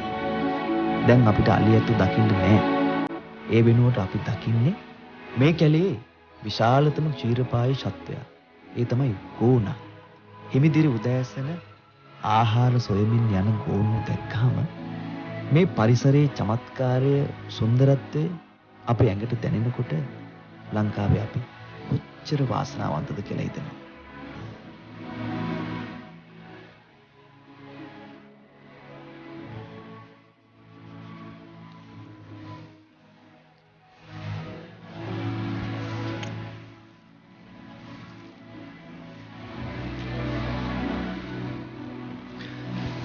මේ වලාකුළු වනාන්තරවල හැමදේම විශේෂයි. බලන්නකෝ ලස්සනට මල් පිපිලා hina වෙලා ඉන්න හැටි. මෙයා මෙහෙම හිටියට සුන්දරත්වයේ ගෙන දෙනවා වගේම තමයි තරමක් ඛේදජනක තත්ත්වකුත් තියෙනවා. මේවා හඳුන්වන්නේ යුරෝපීය කටුපඳුරු කියලා. සුන්දර කහපාට මලක් අවුරුද්ද පුරාම තියෙනවා. හැබැයි මේක ආක්‍රමණික ශාකයක්. මහඑළිය තැන්න පුරාම මේ ශාකය තියෙනවා. ඒ විතරක් නෙවෙයි වැරැල්ල ශාකය ඒකත් තියෙනවා. වැරැල්ල සහ යුරෝපීය කටුපඳුරු කියන ශාක දෙකම ආක්‍රමණික ශාක. ඔබ විශ්වාස කරන්න. මේ ශාක දේශීය ශාක නැත්නම් මේ තැන්නේ තියෙන දේශීය ශාක වලට තර්ජනයක්. ඒ වගේමයි දේශීය ශාක ගත්තාම මේ වලාකුළු වනාන්තර වලටම සීමා වෙච්ච ශාකයක් තමයි රත්මල් කියන ශාකය. මේකේ මේ අගෝස්තු ජූලි කාලෙට රතු පාට ලස්සන මලක් තිබිලා තියෙනවා. හරියට ස්වභාවිකව බොන්සයි වෙච්ච ශාකයක් වගේ මේක. මේ සාමාන්‍ය සීත නැත්නම් වලාකුළු වනාන්තරවල ඒ ස්වභාවික තත්වයන්ට ඒ ශාක අනුගත වෙලා. බොහොම පොඩි ශාක. ඒ විතරක් නෙමෙයි. දකුණු ආසියාවේ විශාලතම මීවන ශාකයේ තියෙනවා. මීවන ශාක ගැන කතා කරද්දී අදින් වසර බිලියන 250ක් එපිට ඩයිනෝසර් ජීවත් වූ කාලේ මේ මීවන ශාක තිබිලා තියෙනවා. මීවන ශාක කියලා කියන්නේ පෘථිවිය නිර්මාණයේදී අපට හමු වන ප්‍රාථමිකම ශාකයක්. මේ අදටත් මේ තැන්නේ මේ ශාක තියෙනවා. ඒක අපිට මහා නම්බරයක්.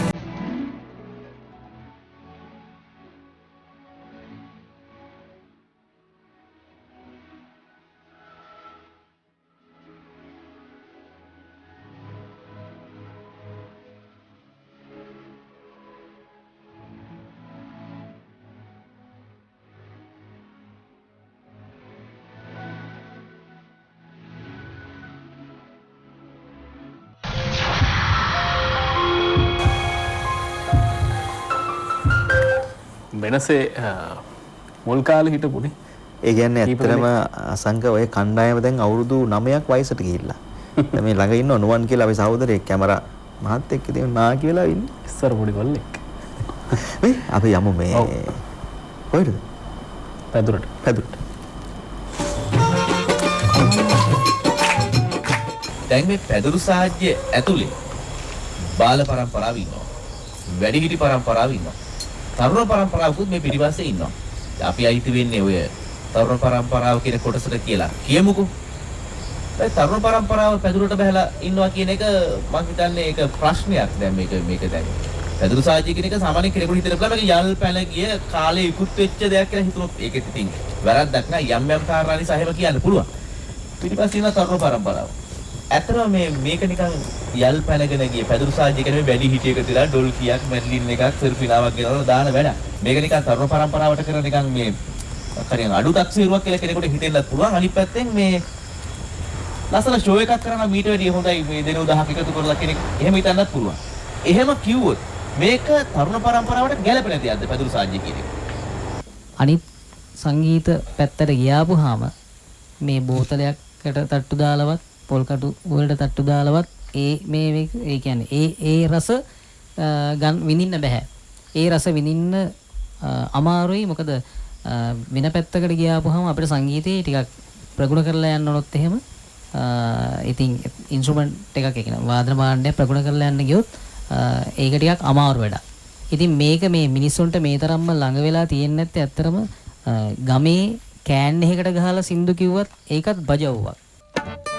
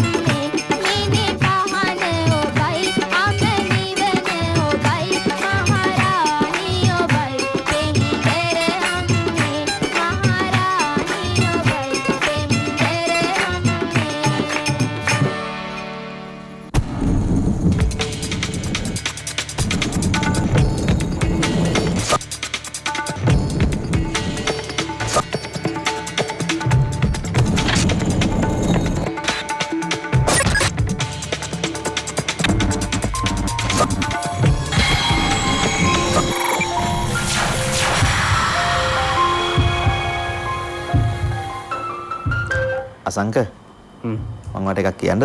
ඔව් කියන්න. තොණ්ඩුව දැම්මත් මිනිස්සුන්ට ගුඬු දෙන්න එපා. මට ආරංචි මේ ඊයේ පෙරද කරලා තියෙන වැඩේ. මේක සපත අපි තොණ්ඩුවක් දැම්මත් ගුඬුවක් දුන්නත් ඒක වෙනස්ම විදිහේ ගුඬුවක්.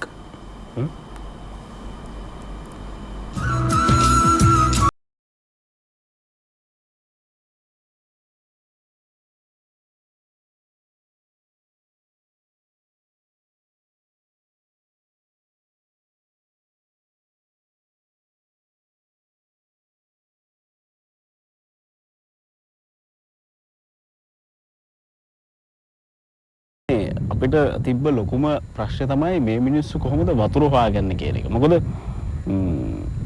බොහොම පිරිසිදු වතුර අපි කියන්නේ අපි ඔය කොළඹදී එහෙම නැත්නම් වෙන ප්‍රදේශවලදී පාවිච්චි කරනවා වගේ වතුර මේ අයටත් හොයාගන්න පුළුවන්ද? මේ අය පාවිච්චි කරන්නේත් එහෙම වතුරද? එහෙම කියලා අපිට ප්‍රශ්නකුත් තිබුණා. හැබැයි අද උදේ අපි මේ ගමන ආරම්භ කරනකොට අපිට දකින්න තියෙන්නේ මේ අයියලා දෙන්නෙක් මේ වැල්ල හාරලා ඒ වැල්ලෙන් වතුර අරගෙන මේ විදිහට මේ කෑන් වලට පුරව ගන්න අවස්ථාවක් තමයි අපි මේ දකින්නේ. මේවා තියෙන්නේ වතුර. මේ වතුර තමයි අපිට ආරංචි විදිහට ඒ අය පාවිච්චි කරන්නේ. දැන් මේ ප්‍රදේශයට වැටෙන වැහි ජලය එකතු කරලා එහෙම පාවිච්චියට ගන්න එහෙම පහසුකමක් නැහැ. එහෙම නැත්නම් මේ පොළවේ උල්පත් නැහැ. ඒ අපිට ඕඩ කරන විදිහේ ලිං හදාගෙන ලිං හාරගෙන ඒ ජලය පාවිච්චියට ගන්න. හැබැයි මේ මුහුදු වතුරත් එක්ක මේ ලවණ ජලයත් එක්ක මිශ්‍ර වෙන්නේ නැතුව මේ වහින හැම වැහි බිඳුවක්ම මේ පොළොවට විසිරීලා යනවා. ඊට පස්සේ ඔවුන් කරන්නේ ඒව හාරලා ගන්නකොට අර ලවණ ජලයේ බර වැඩි හින්දා වැහි ජලය ඒ ලවණ ජලය පසාරු කරගෙන පහළට යන්නේ නැතුව පොළොවට උරා ගන්නේ නැතුව ඒ ලවණ ජලය මත මේ ජලය උඩින් තියෙනවා. මෙන්න මේ උඩින් තියෙන ජලය තමයි මේ විදිහට වැලි හාරලා අරගෙන පෙරලා පානීය ජලයේ විදිහට ඔවුන් ගන්නවා කියලා අපිට දැනගන්න ලැබුණේ. අපි ගිහිල්ලා කතා කරමු මේ අයලත් එක්ක. මේ උදේ ඉඳන් තමන්ගේ අද දවසේ එහෙම නැත්නම් අද හෙට මේ දවස් කීපයට අද නිවාඩු දවසේ ඇවිල්ලා මේ වතුර අරගෙන යන අයියලා දෙන්නෙක්. අයියේ මොන පොඩ නම කියන්නකෝ. මගේ නම නෙවිල්. නෙවිල්. දැන් හැමදාම වතුර ගන්න මේ විදිහටද අයියලා? ඔව් මේ වගේ තමයි. ඒ කියන්නේ දැන් කවදාවත් වතුර ඉවර වෙන්නේ නැද්ද? දැන් හැමදාම වලවල් හරලා ගන්නවනේ හැමෝම ඇවිල්ලා ගන්නවනේ එහෙම. ඔව් ගන්නවා මේ දැන් වැහිලි දවස් වලට හොඳයි වතුර. මේ සමහර පාරේ දවස් වල ලුණු. බලත් එකකට ගන්න බැරි යනවා. ඒ නිසා වතුර හොඳයි. කිව්වද මේ වතුර? නෑ නෑ හොඳයි. පොඩක්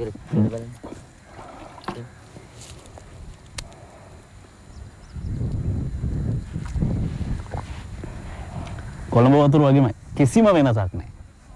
විශ්වාස කරන්න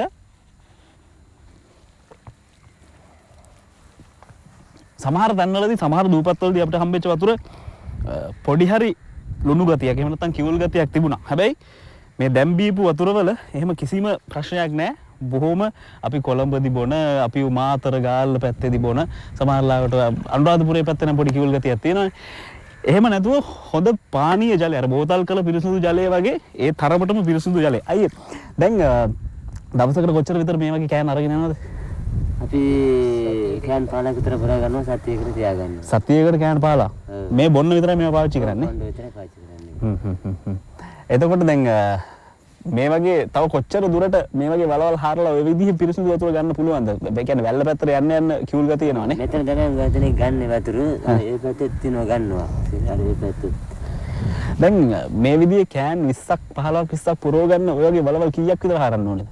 දැන් වයින් වෙලාවට පුරවන්න පුළුවන්. මොකද වතුර හොඳයි. නැත්නම් මේ තුනක් වගේ දාම් පුරව ගන්න පුළුවන්. එක වලකින්ද? එක වලකින් කෑන් දෙකක් තුනක්. තමයි අර සාමාන්‍ය වැස්සන පිටවසර. මෙතනින් ගන්න මේ වලවල් වලින් ගන්න වතුර මේ වගේ රෙදි කඩනකින් පෙරලා ඊට පස්සේ තමයි මේ කෑන් වලට දාලා අරගෙන යන්නේ. මේ දවස් ටිකේ එහෙම නැත්නම් අද දවසේ අපිට බොන්න තියෙන්නේ මේ වතුර. සැකයක් තියාගන්න එපා. බොහොම පිරිසිදු වතුර. කොහොම හරි ඉතින් බත්තලන්ගුණ්ඩුවේ ජනතාව සියල්ලම වගේ පාවිච්චි කරන්නේ මේ විදිහට තමයි. එයාගේ ජල අවශ්‍යතාවය වෙනුවෙන් වතුර හොයාගෙන මෙන්න මේ විදිහේ ටිකක් දුෂ්කරයි. හැබැයි පිරිසිදු වතුර ගන්න ඔවුන් මහන්සි වෙන්න වලක් හාරගෙන ලිඳක් හාරගෙන වතුර බොන්න අපිට බෑනේ. අපි ටැප් එකකින් එනවා. අපි ඒ ටික බීලා ජොලිය ඉන්නවා. හැබැයි එයාට එහෙම බෑ. ටිකක් මහන්සි වෙලා හරි පිරිසිදු වතුර හොයාගන්න වෙනවා.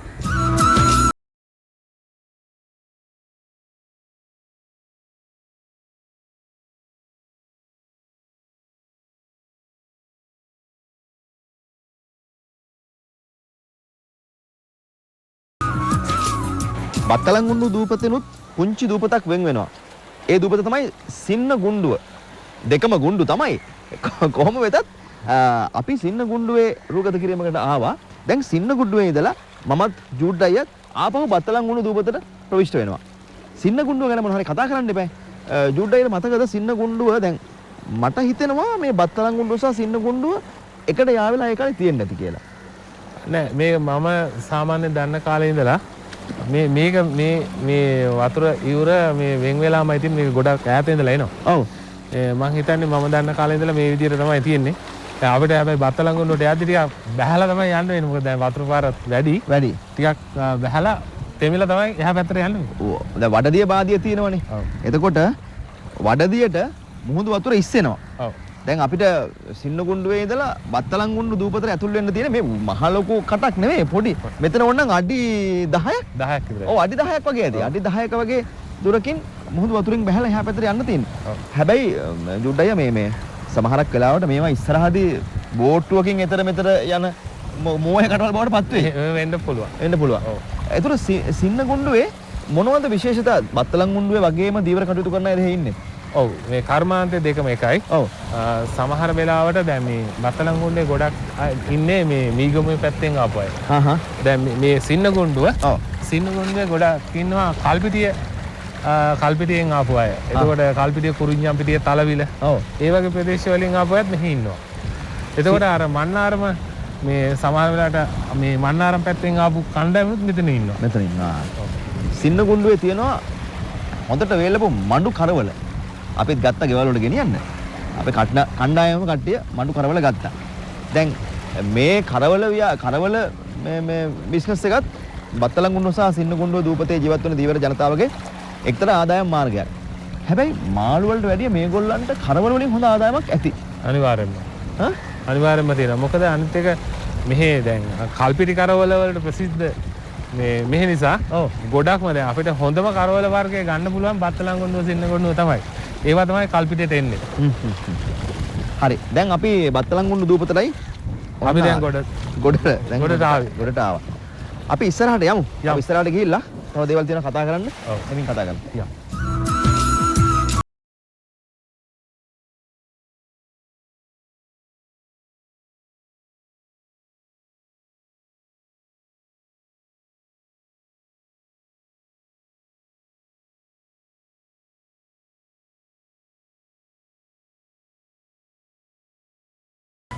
අසංක ඇත්තටම දැන් මේ තියෙන මේ අටමඟල ඉවර වුණාම අපි ආරාධනා කරනවා ඔබට මේ අටමඟල කිව්වේ මේ අපි කිසියම් රෝගී තත්ත්වයක ඉන්නේ රටම ලෝකෙම ඒ නිසා මේ ඒවා ඉවර වෙලා ඔබට නිදහසේ ඔබම යන්න පුළුවන් වුණාම ඔබේ චාරිකාව දූදරුවොත් එක්ක දාගන්නකො බත්තලංගුණ්ඩුවට කල්පිටියට ඔබේ වාහනේ යන්න පුළුවන්. කල්පිටිය ආරක්ෂිත තැනක ওই වාහනේ නවත්තලා උදේ 8:30ට තියෙන ලොකු බෝට්ටුවක්.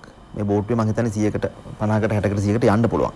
පොඩි ගාණක් වෙන්නේ ඉතින් ගිහිල්ලා ඇවිදලා කරලා එන්න පුළුවන්. ඇත්තටම මං හිතන්නේ අසංග මේ අපේ කට්ටිය නුවරඑළියේ ගියාට පොළොන්නරුවේ ගියාට අනුරාධපුරයේ ගියාට යාපනයේ ගියාට කල්පිටි පැත්තෙන් යනවා ඇති කියලා මට හිතෙන්නේ නැහැ. මොකද ඒකට හේතුව හරි මඟ පෙන්වීමක් නේද? තව එකක් මේ කාලගුණය ටිකක් අධික රස්නයක් තියෙන පැත්තක්. සමහරු එහෙම තනුත් ටිකක් බැහැර කරනවා නම් අපි තව හොඳ පැත්තක් වෙන්න නම් ඔබට යන්න මේත් අපි ගිය එහෙම සවාරියක්.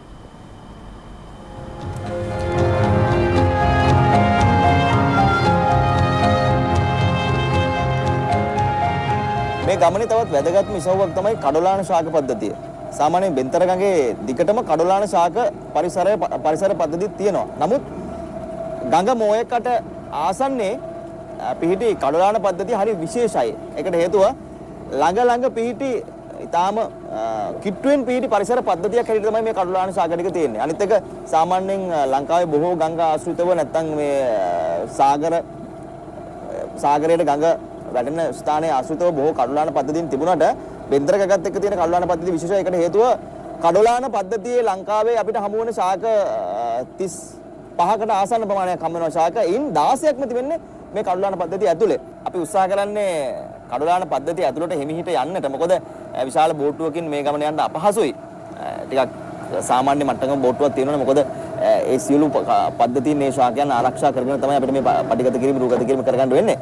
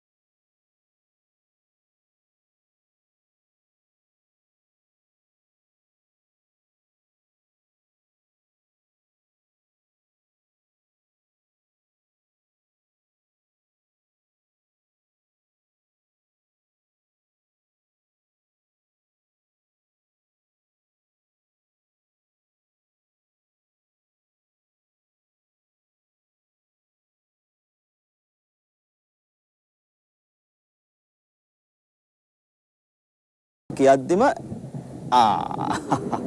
හරි ඒව එහෙම තමයි. සාමාන්‍යයෙන් මේක ඇතුලේ යනකොට ඕ සුලභ සිදුවීම්. නමුත් අනතුරක් නැහැ. අනතුරක සේයාවක්වත් නැහැ. කඩොල් කියලා කිව්වේ කැලෑව කියන එක අර්ථය. එතකොට ලාන කියලා කිව්වේ පැතිරුණු. කැලෑවක්සේ පැතිරුණු යාය තමයි කඩොලාන කියන අර්ථයේ අර්ථ ගන්නවන්නේ. කොහොම වෙතත් බැලු බැලමට ඒ කතාව ඇත්තනේ. සාමාන්‍යයෙන් මෙතන තියෙනවා බොහෝ ප්‍රසිද්ධ ශාකයන්, හැමෝම දන්න ශාකයන්. කිරළ ශාකය, කදුරු, වැටකේ වගේ ශාකයන් මේ භූමියේ තියෙනවා. සාමාන්‍යයෙන් ලංකාවට ආවේනික වූ ශාකයන් තියෙනවා. ඒ වගේම මේ කඩොලාන පද්ධතිය තුළ ආසියාවට ආවේනික වූ ශාකයන් තියෙනවා. මේ සියලු ශාකයන් කඩොලාන හැටියට නිර්මාණය කරන්නේ මිනිසෙක්වත් නෙවෙයි. සෝභා ධර්මයේම තමයි කඩොලාන පද්ධතිය නිර්මාණය කරන්නේ. ඒකට හේතුව සෝභා ධර්මයේ මිනිසාට දායාද කරන ජලය ටික ආරක්ෂා කරගන්නට, සෝභා ධර්මයේ මිනිසාගේ ජීවිතයට අවශ්‍ය කරන ඒ ස්වභාවික සම්පත් ටික ආරක්ෂා කරගන්නට තමයි ජල මූලාශ්‍රයක් හැටියට කඩොලාන නිර්මාණය වෙන්නේ.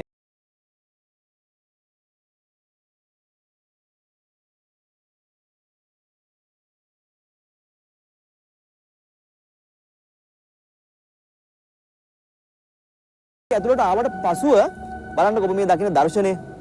මෙතනත් වෙළඳාමක් සිදු වෙනවා. මේ මාමා මෙතන තැඹිලිගෙන ටික තියාගෙන කඩොලාන නරඹන්නට එන දේශීය සංචාරකයන්ට විදේශීය සංචාරකයන්ට තැඹිලි ගෙඩියක් විකුණනවා. තැඹිලි ගෙඩියක් විකුණලා මේ මාමා ජීවත් වෙන්න උත්සාහ කරනවා. බලන්න කොච්චර අවිහිංසක අව්‍යාජ වෙළඳාමක්ද. කඩොලාන පද්ධතිය ඇතුළට මිනිස්සු එනවා මේක බලන්නට සහ අපේ රටේ තියෙන කඩොලාන ශාකයන් ටික දැක ගන්නට මිනිස්සු එනවා. මෙතනින් සිදුවෙන සේවාව ගැන අධ්‍යයනය කරන්නට පොතපත අරගෙන මිනිස්සු එනවා. ඒ එන අයගේ වෙහෙස පිපාසය මහන්සිය නිවාලන්නට මේ මාමා තැඹිලි ගෙඩියක් දෙනවා. මාමේ තැඹිලි ගෙඩියක් බොමු.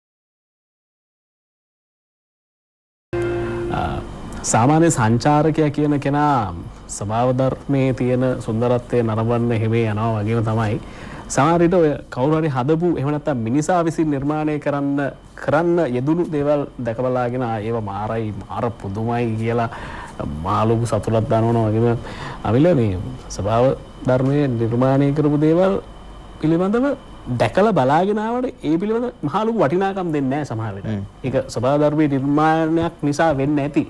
අර මිනිස්සෙක් හදපු දෙයකට ඒක මාරයි කිව්වම thank you කියලාවත් ප්‍රතිචාරයක් හම්බෙන්න හින්දා මිනිස්සෙකුට එහෙම කිව්වට කඩලාන ගහ ඒක මාරයි නේද ස්වභාව ධර්මයේ මාරයි කියලා කිව්වට ඉතින් අපිට ඒක ආයි පෙරලා ප්‍රතිචාරයක් නැති නිසා වෙන්නේ සමහර තැන්වල අපිට එහෙම ලොකු වටිනාකම් දෙන්නේ නැහැ අපි. හැබැයි ඉතින් අපි හිතන්න ඕනේ ඒ සියල්ලම සෝබාදහමේ දහමට යටයි කියන එක. සෝබාදහමේ දහම අභිබව ගියපු නිසා තමයි දැන් මේ යට වෙලා ඉන්න සිද්ධ වෙලා තියෙන්නේ. මේ ටික දවස් පොඩි බෝලයකට නේද? අනිවාර්යයෙන්. කොරෝනා කියන්නේ බෝලයක් කියලා කියනවනේ සමහර අය. ඒ නිසා මේ ඒවා එහෙමයි ඉතින්. ආය පැදුරට යා. දැන් අයි බලන්න මේ පැදුරු සාජ්‍ය, පැදුරු පාටිය. ඔය නන්දකෙම කියනවානේ. බජව කියලා කියනවා කියලා අපි කිව්වනේ. දැන් මේ දේ ලංකාවට එන්නේ. ලංකාවේ පටන් ගන්නෙ. ලංකාවේ ආරම්භ වෙන්නේ කවුරු කොහොම කොයි පැත්තේද? මේක මලය දැන් මේක මේ ජාතක වෙන්නේ මේ කලාව ඔය පෘතුගීසි කියන අයගෙන් තමයි අපිට මේක මේ දායාදයක් විතර ලැබෙන්නේ. ඒකට හේතුව තමයි මේගොල්ලෝ මේ ආක්‍රමණික විදේශ හමුදාවක් අපේ මේ මුතුවැටේ කියන දීපයට ලොල් වෙලා මේකේ තියෙන වටිනාකම තේරුම් අරගෙන මේකට කඩා පැනලා කරදිය වලල්ලෙන් ඇවිල්ලා මේක ආක්‍රමණය කරලා අපේ තිබිච්ච සප මේ මහා වටිනා කියන අපේ උරුමයන් වලටත් හානි වුණා. ඉතින් කොහොම කරලා යන ගමන් මේගොල්ලෝ ඉතින් මේ විනෝදයට ටිකක් බොහොම බරයි යුද්ධ කරන ගමන් ඒකට බොහොම ලැබි. ඉතින් ඒ වෙලාවේ ඔය ගාල්ල කොටුව, මාතර කොටුව, ඔය වගේ මෝදුබඩ ඔය කරදිය වලල්ල ආශ්‍රිත තියෙන ප්‍රදේශ තමන්ගේ ආරක්ෂාවට උපක්‍රමශීලීව කඳවුරු ලාගෙන ඉන්න කාලේ මේගොල්ලෝ ඉතින් කෙරුවේ ඕන තරම් මලයා ඉතින් මේ මල් පැණියම ඕන තරම් ඉතින් ඔය තියෙනවනේ ඉතින් රාකර්මාන්තේ දැන් අපි අර කියන ගීතවල තියෙන කන්න හපන්න මුන්නත් හරි ඒවැනි තොප්පු කරලා තියෙනවනේ. ඉතින් මේ ඇත්තෝ ඕක ওই විදිහට කරගෙන යන වෙලාවේ මේක මේ අපේ අයට මේ උරුමයක් විදිහට දායාද කරලා ඒගොල්ලෝ මේ රටෙන් පිටපන් වෙනකොට මේ දීලා ගිය දෑවැද්ද තමයි මේ අපිට මේ උරුම වෙලා තියෙන්නේ අද. දැන් ඇත්තටම පතිර මහත්තයෝ මොකද්ද දැන් අපි ඊළඟට තෝරගත්තු ගීතේ මොන වගේ ගීතයක්ද? මහත්තයෝ මෙතෙන්ට ගැලපෙන්න එපා මේ වැඩේ මේ දුක්ඛහන්සලා කරන වැඩේනේ විශාල පිරිසක් බලාගෙන ඉන්නවා. ලෝකෙම බලනවා. ඒ හින්දා අපි මේ මල්සිනා කියන අපේ පැරණි එදා ඔය 80 දශකයේ ආසන්නයේ ගිය බොහෝම අලංකාර ගීතයක් තමයි ඔය අපි දැන් කියන්න සූදානම් කරලා තියෙන්නේ. හරි අපි ගීතය රස විඳිමු. මේ එහා පැත්තේ ඉන්නවා පුංචි අපූරු මල් වගේ ඇඳගත්තු දරුපටව ටිකක්. ඒගොල්ලොත් එක්කලා මේ වැඩේ අපූරු කරන්න අපි මේ කණ්ඩායමට බාර දෙනවා.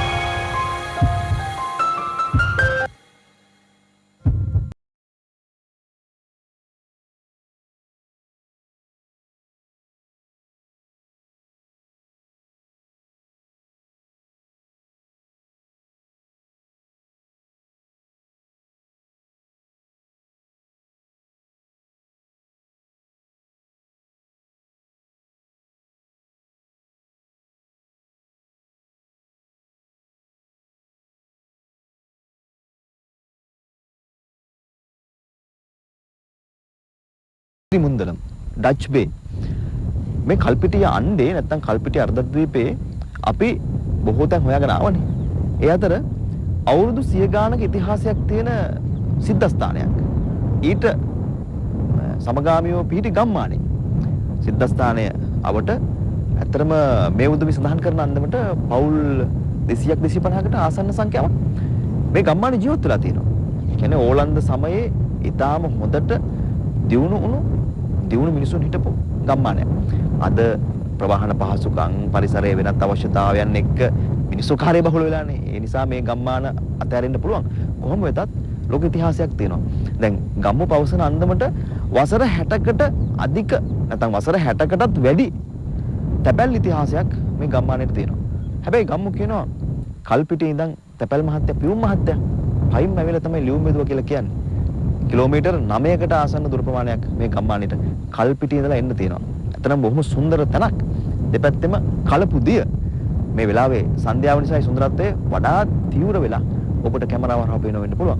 අපි ඉස්සරහට යනවා. ඉස්සරහට ගිහිල්ලා බලමු ඒ සිද්ධාස්ථානයේ මොනවද තිබුණු ඕලන් සමයේ ඓතිහාසික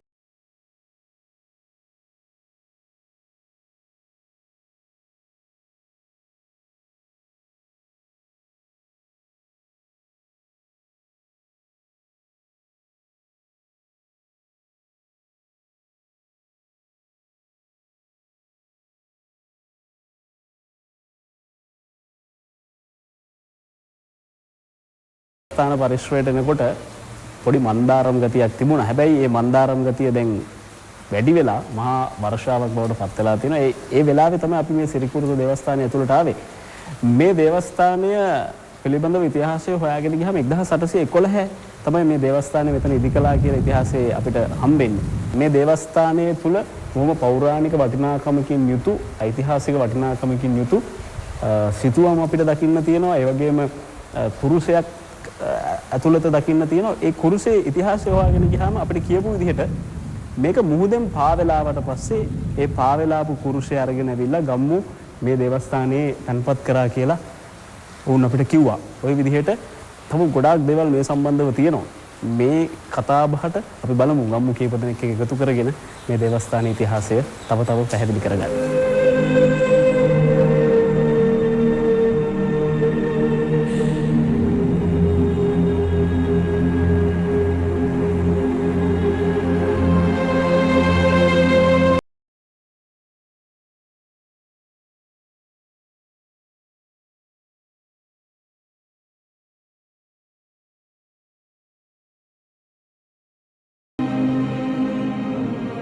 කීරිමුද්දලම ගම්මානය ඕලන්ද සමයට නෑකම් කියනවනේ.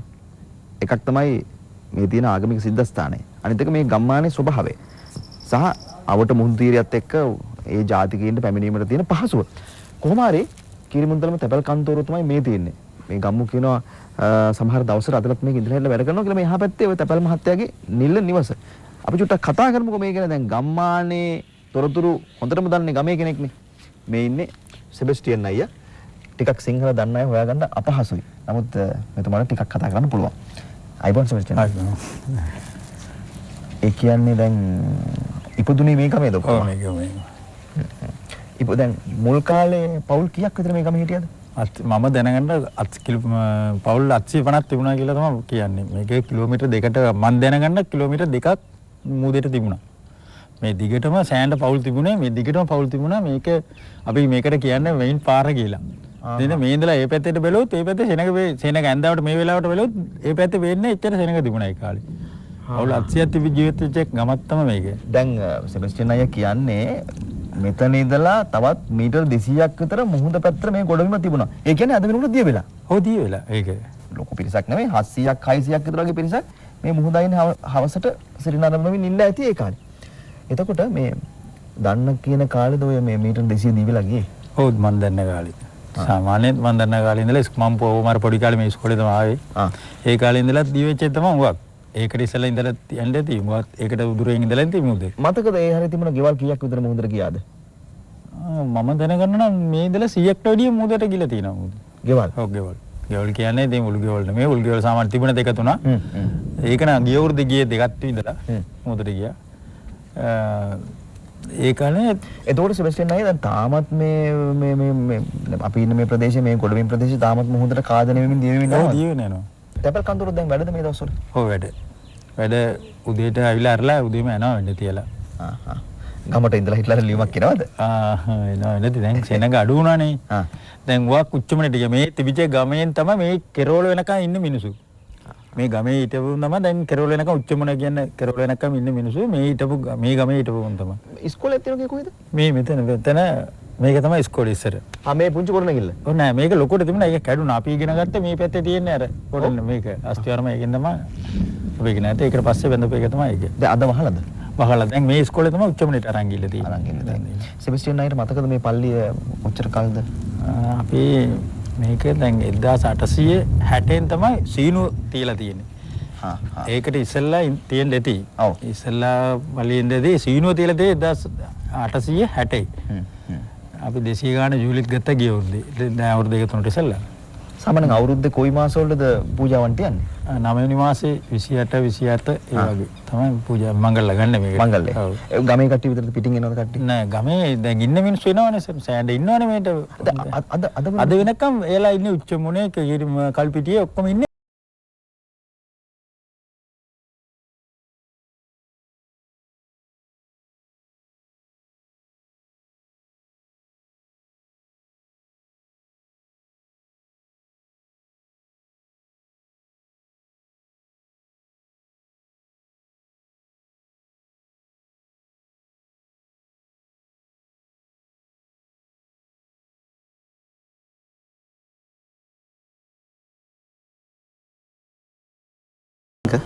සබාදහමට කිට්ටු වෙන්න කවුරුත් කැමති. ඒකට වයස් ભેදයක් නැහැ. ඒකට ස්ත්‍රී පුරුෂ ભેදයක් නැහැ. ඒ නිසා හැම කෙනෙක්ම සබාදහමට කිට්ටු වෙන්න කැමති නිසා අපි සබාදහමේ අර සුන්දර තැන් ටිකක් අද පැය දෙක ඇතුලේ වැඩිපුර කතා කරා. එහෙමනම් ඉතින් මම කතාව නවත්තනවා. අහවරයි අද වැඩි. අපි ලබන සතියේ හම්බෙනවා. අපි පැදුරට නැවැටෙන්නේ දැන් කොහොමුණ නේ? හරි. අපි එවනම් පැදුරු සාජ්‍යයටත් ගිහිල්ලා අද දවසට සමු ගන්නවා. ලබන සතියේ